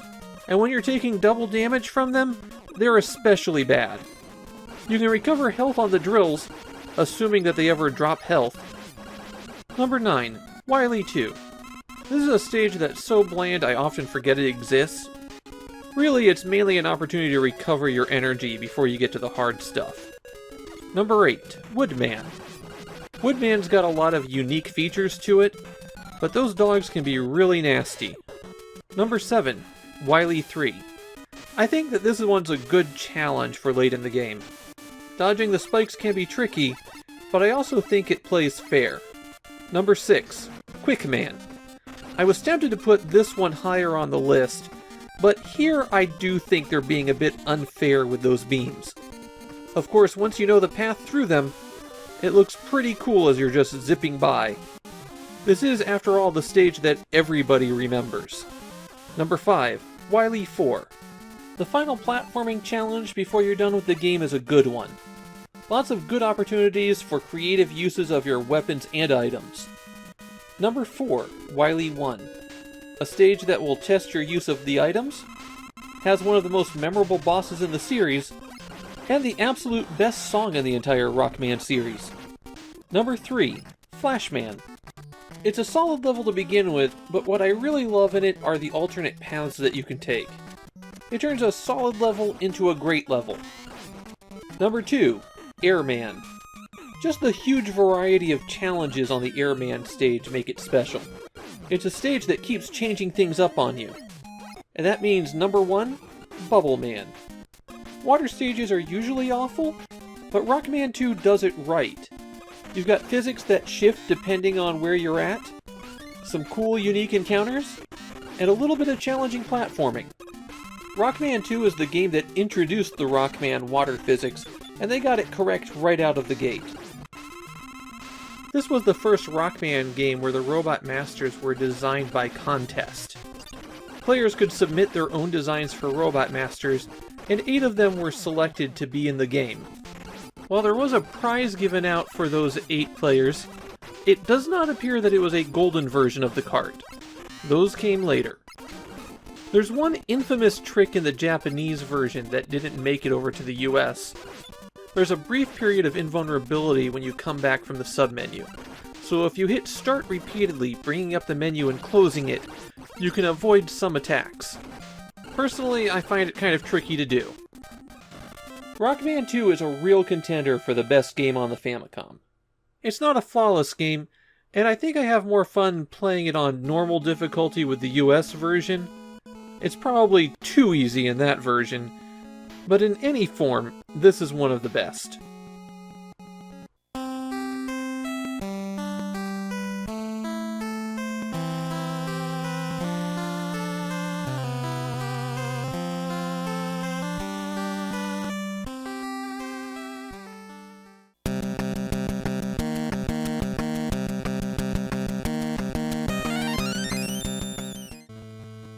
Airwolf is a bit of a rarity for Famidaily. It's not very often that I play a game that I hated on my initial impression, and coming back to it for this makes me appreciate it more. Which isn't to say Airwolf is good.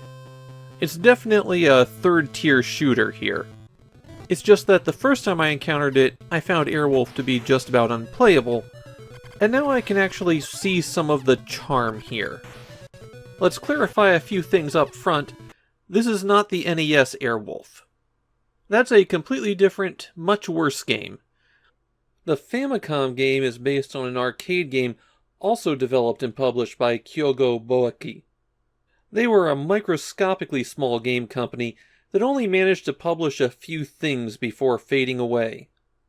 Airwolf was a television show about two guys who had an attack helicopter and went around fighting crime. It's not really relevant to the Famicom game, but I have to drop my favorite piece of Airwolf trivia. In the final season of Airwolf, they couldn't afford helicopter shots, and so Airwolf didn't appear in Airwolf. The Famicom game is a shoot-'em-up that pits you against terrorists across 6 stages. Naturally, you're flying the titular Airwolf, and the B button fires all of your weapons in one burst, while the A button makes you go fast. That turbo mode is really strange. You've got a fuel gauge at the top of the screen that depletes as you're using it, but nothing happens if you run out of fuel. As you're zipping forward, all of the enemy waves that you would have encountered spawn in and pile up on top of each other. Due to some of the game's quirks, that actually makes things easier. As a shoot-'em-up, Airwolf just floods you with enemies, but as the numbers increase on screen, they tend to vanish, and the stronger enemies will stop firing their guns at you. So having all of those enemies on the screen can become an advantage. When you start each level, you're given your choice of weapon loadout. Hitting B rotates through the air weapons, hitting A rotates through the ground weapons. The chain guns fire a small bullet straight ahead and at an angle upward, while the Hellfire ground attack fires a small bullet downward. So if you put the two of those together, you get a 3-way shot. The cannon fires a burst of missiles straight ahead of you, and the Falcon just fires one missile ahead of you. Cannon is by far the best choice of those 3 weapons. The Red Eye drops the bomb straight down, while Copperhead fires a missile at a slight downward angle. Between the ground attack options, Red Eye or Copperhead are really the best choices. Which one you should use is really situational, though I generally prefer Copperhead. Some of the enemies you shoot down will drop a POW. Collecting those will make your shots go faster, and that directly translates to getting more bullets out there. You can also find an Airwolf symbol. That will let you keep one level of power up when you die. Some of the tougher enemies drop a star when they're destroyed, and collecting it destroys all enemies on the screen. If you make it to the end of the stage, then it's boss time. But you don't fight it as a shoot-'em-up. Instead, you go to this first-person cockpit view, where various things are shooting at you. Usually it's turrets, but there's also submarines. You have to shoot down their bullets before they hit you, and then shoot out all of the targets. You have a life bar for these segments, and it goes down over time regardless of whether or not you've been hit.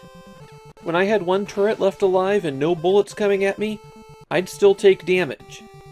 The levels in Airwolf don't make a whole lot of sense. There's a bad tendency to just drop a whole lot of things on you. On the second stage, all of the antennas and satellite dishes on the buildings attack you. The third stage has you dodging a lot of obstructions in a cave.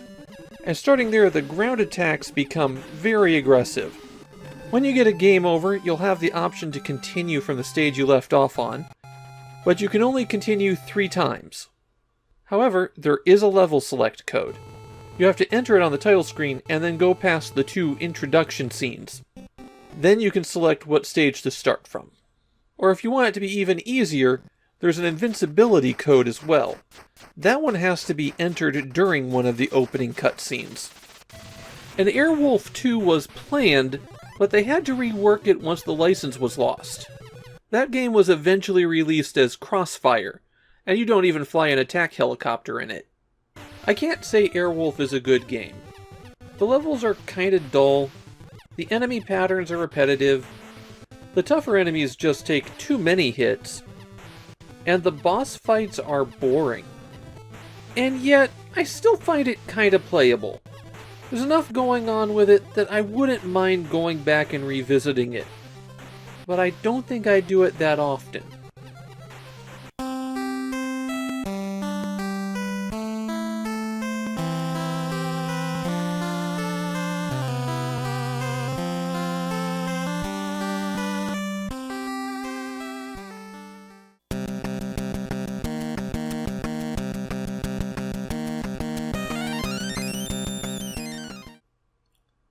We've reached the final baseball game of 1988. But is it a baseball game? Well, the answer to that is technically yes, but I won't be able to show you the part where I play baseball, because that's the very end of the game. Really, Pro Yakyuu Satsujin Jiken is a murder mystery game. Well, kinda. Finding out who done it is going to take up the bulk of the time that you're playing, but your actual goal is to get to that baseball game.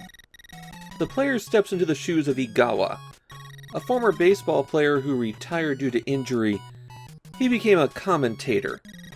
When a reporter was found dead, Igawa was spotted fleeing the scene carrying a briefcase full of money. Now the police are after him, and he needs to prove his innocence, as well as prove to the baseball teams of Japan that he is still capable of playing and deserves another shot. Most of the game is played from this overhead view, and you have to hit the A button to bring up a menu, similar to Dragon Quest. There you can talk, search, use an item from your inventory, look at your notes, rest, or think about the case. Most of the time what you're going to be doing is exploring the city that you're in, talking to a bunch of people, and following the chain of hints to tell you where to go next. The cities are absolutely enormous, and if you're playing this without a guide, you're going to spend a lot of time just going in circles. If the police spot you, they'll start chasing you down. Igawa's a wanted man after all. And if they catch up to you, you'll go to this action scene where you can fire back at the police somehow, and your goal is to make it to the top. When you do, you'll reset your position and there won't be any police around. You have life points in this game. Getting hit by the police will take some of those away, but so will just walking around. To recover health, you'll either need to get a room at a hotel and rest in a room a few times, or you'll have to buy some meals from restaurants. Eventually, you'll also get a car with which you can drive between cities. You have to pay to park the car though, and you'll also have to pay for gas for the car. At some of the baseball stadiums, you'll get the chance to try out for the team again, and unfortunately I never made it that far. But that's one of the real goals of the game, is to get the opportunity to try out at all of these major league ballparks. And that's something important about Pro Yakyuu Satsujin Jikan. The game is a parody of 1988 Japanese baseball, along with other current events in Japan. It even got a bit of notoriety for bringing up a then-recent tragedy in a nightclub where 3 people died.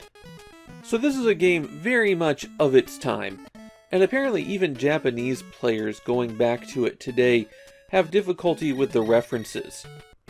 This is very much a you-had-to-be-there kind of game. As an adventure game, it doesn't seem to be very strong. Even by the standards of these Famicom mystery adventures, there's not a whole lot to do. Pro Yakyuu Satsujin Jiken pads its length by having huge areas that you have to explore in order to find the next destination. Yeah, when somebody tells you to go talk to a reporter, it makes good sense to go to the news building, but what about when you need to speak to the team owner? They'll be in any one of 24 nondescript buildings. You can save the game by going to a shrine and praying, and what I'd recommend that you do if you try to play this without a walkthrough is save, go find the next several steps, reset and reload your save, then redo those steps quickly to minimize your health loss, and then save again and repeat. Pro Yakyuu Satsujin Jiken is a weird one. Even people who like Famicom mystery games don't seem to care for it. And I think it comes down to its weird mix of theme and parody. And as for that ending, well, at the very end of the game, you're on the mound at the big championship game at the bottom of the 9th with 2 outs. And whether or not Igawa makes his big league comeback is totally down to you.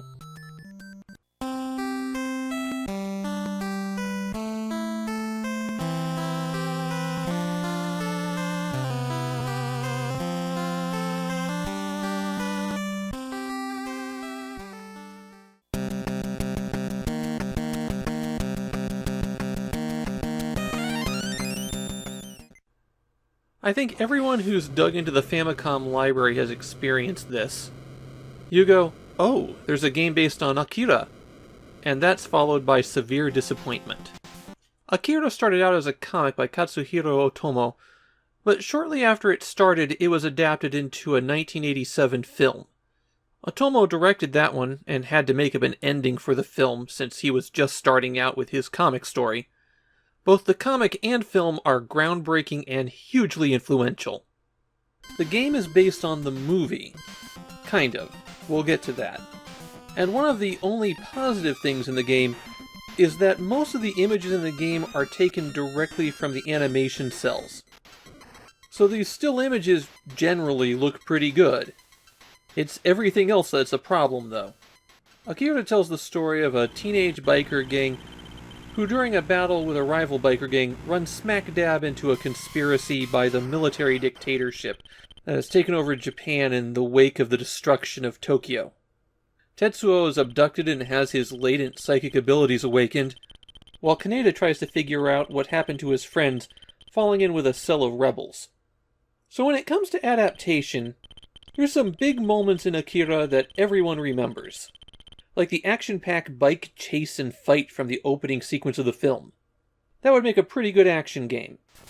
Akira is an adventure game, and they skip that scene entirely. Of course, people also remember the trippy visuals from Tetsuo's encounters with psychics, and his rampage through the streets of Neo-Tokyo on his way to confront the ultimate psychic. None of that is in the game. The game is told entirely from the perspective of Kaneda. Kaneda spends the vast majority of the film not knowing what's going on, getting exposition delivered to him, and stumbling into things. He really only has a few scenes where he gets to be an active character. And one of those scenes was cut. So this is Akira told from the perspective of the character that has the least impact on the story. The game uses the standard pick a verb from this list interface, and it changes up which verbs are available a lot. To the point that when something unusual appears, you know that's really what you have to select. However, there's a lot of instant death options in Akira. Generally speaking, if you don't follow the film structure exactly, you're dead. You can obtain a password at any time, and when you die, you're allowed to continue from the start of the scene where you died. This absolute rigidity in the adventure structure, however, has stymied a lot of people who attempt to play Akira. Most players can't get past the opening scene, in which you just have to wait around in detention for a while. And again, I have to wonder, is this really the best place to begin the action for your story? Akira is a 3 megabit cart, so it was huge and expensive. I'm guessing that they wound up cutting a lot of stuff out just due to space. But the choices that they made are questionable. There are a couple of sequences where you have to do some action. Here you have to shoot out the flying bikes. You need to press and hold B when they're shooting at you, and you'll probably die a few times on this one before you get the rhythm of it. If they go past you, you have to hit select to look behind you. The box promised 360-degree views of the environment. They're used in exactly one scene. Right here. So it's another place where you'd get stuck if you didn't realize that you could scroll the screen around. The violence in Akira is surprisingly graphic. You get some fountains of blood when some people are shot, And I know this is what everyone's been waiting for, so let's just jump over to it. There's actually 3 different endings to the game. One that follows the movie, one that has a happy ending, and one that follows the comic and just ends on a cliffhanger. I got the comic ending, and it only took me about an hour of playing to get there. Of course, I was following a walkthrough, though the outcome of some actions was randomized, which made it a bit of a pain. During roughly the last 20 minutes of the game, I believe I made 10 inputs. Akira is really a tell-don't-show kind of game. And in Japan, it's remembered as one of the worst Famicom adventure games. People seem to really hate this one. One more thing to mention before I wrap up. You might have heard a high-pitched whine during a lot of these scenes. There's apparently a bug in the sound driver in this game that causes that to occur. And of course, what little music there is, none of it is from the film. Akira feels like another of those games pushed out the door for the holiday sales. Though I'm not sure having extra time to complete this one would have improved it.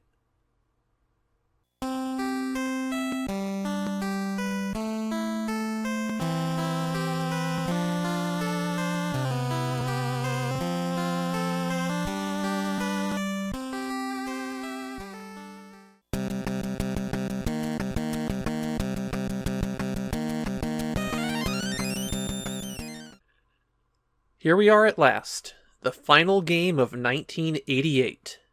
And just to pull back the curtain a little bit, this one's getting edited on the final day of 2021. I'm going to take that as a good omen. If you're familiar with the game Guevara, it's for one simple fact. It's the Famicom game that lets you play as Che Guevara and Fidel Castro. The actual storyline of the game is that it's the Cuban Revolution, and those two are going to take out Batista and the rest of the Cuban army on their own. I gotta say, I actually kind of admire them leaning into the absurdity of the one-man army by making them real-world people. Obviously, a game like that would never sell in the United States, so when SNK released it here, it was given the more generic name Guerrilla War. This was originally an arcade game, and it was built very similar to Ikari. The 2 Ikari ports we've seen so far were both done by Micronix, and were next to unplayable. Guevara is by SNK, and it is an absolutely spectacular game. Guevara is a top-down shooter where the B button fires your main gun, and the A button throws grenades. Sometimes you'll find tanks, hitting the A button jumps into those, and if you start hearing an alarm, the tank's about to explode, so hit the A button to jump back out. Your default gun is kind of puny, but fortunately weapon power-ups are dropped everywhere. Okay, not necessarily everywhere, but red enemies will always drop them, and they're often hidden inside terrain that you can use explosives to destroy. The L turns your gun into a rocket launcher. It's got good range and is great for clearing out terrain, but even better is the T. That's a rocket launcher whose shells explode into shrapnel. The S is a spread shot. It's just 3 bullets, and given the short range and how they can't pierce terrain, it's really my least favorite option. The F, on the other hand, is my favorite one. It's the flamethrower, and it cuts through everything. It's got more range than you think, and going through terrain is a huge advantage in this game. A lot of enemies will hide behind things, or get up just out of your reach, and shooting through terrain is a huge advantage. Of course, you could always use grenades for this, and there's grenade power-ups too. The B's make the grenade shot larger, while the C's make the next grenade you throw destroy everything on the screen. And everything includes landmines, which are invisible until you get a bit close to them. Other icons you can pick up are the N, which is just worth some points, and the face, which is an extra life. Guevara is a game that just hurls extra lives at you, particularly with scoring opportunities. You'll find hostages tied up throughout the game. Rescuing them is 1,000 points, but if you kill them, it's minus 500. And you'll also see some special events, like this guy chasing a woman, or some animals running out across the battlefield. There's a lot of opportunities to run up the score and get even more lives. There are 10 stages in Guevara, and they're actually pretty long stages. They usually take over 5 minutes, and there's some tough bosses at the end. Since any hit can kill you, It only takes one shot from a boss to knock you back down to no weapon.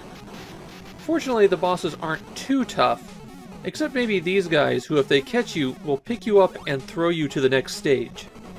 The 5th level is a special stage where you're riding in a minecart and can whip people to rescue them.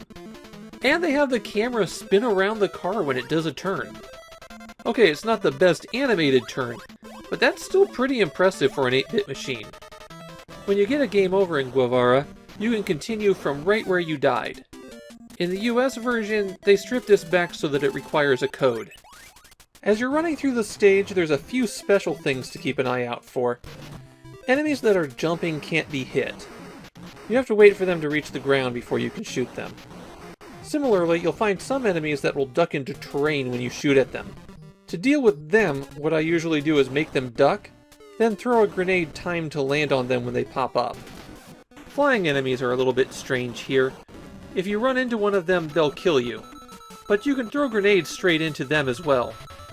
Sadly, I didn't have anybody to demonstrate it for me, but the 2-player mode is really good in this game.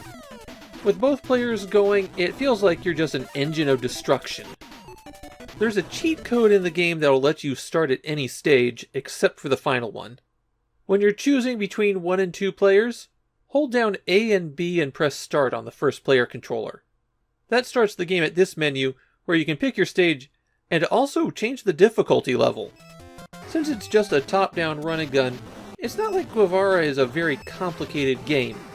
But if you get tired of marching through the jungles of Cuba, they put a second game on the cartridge. Do the cheat code to get to the stage select, pick stage 5, and then on both player 1 and player 2, hold down up A and B. Press start and you begin a whole new game. This is a port of Sasuke vs. Commander, SNK's very first arcade game. It was a Space Invaders clone, only you were fighting ninja. Unfortunately, this bonus mode is not as well realized as it could be. You only have 1 life, and when you die, you go back to Guevara's main menu. Since the game begins as soon as you hit start, there's no attract mode or separate title screen. And it doesn't show you your score. All that said, it's still the most impressive Easter egg on a Famicom cartridge. And that cart will cost you. Guevara is known as being one of the better Famicom games, and it wasn't particularly common, so a cheap copy will run you about $50. But if you're collecting Famicom carts, this is a good one. It's a vertical run-and-gun with a lot of destroyable terrain. It's generous with the continues, so it's not hard to beat, but it's hard to do well. The level design is a lot of fun, though perhaps a little bit repetitive with how it lays out some areas. And there's plenty of secrets to find. I don't think Guevara would make my top 10, but it's definitely in my top 10%. Perhaps the biggest problem with the game is just how long it is, and that's mitigated by the level select code. It feels like SNK thought of everything.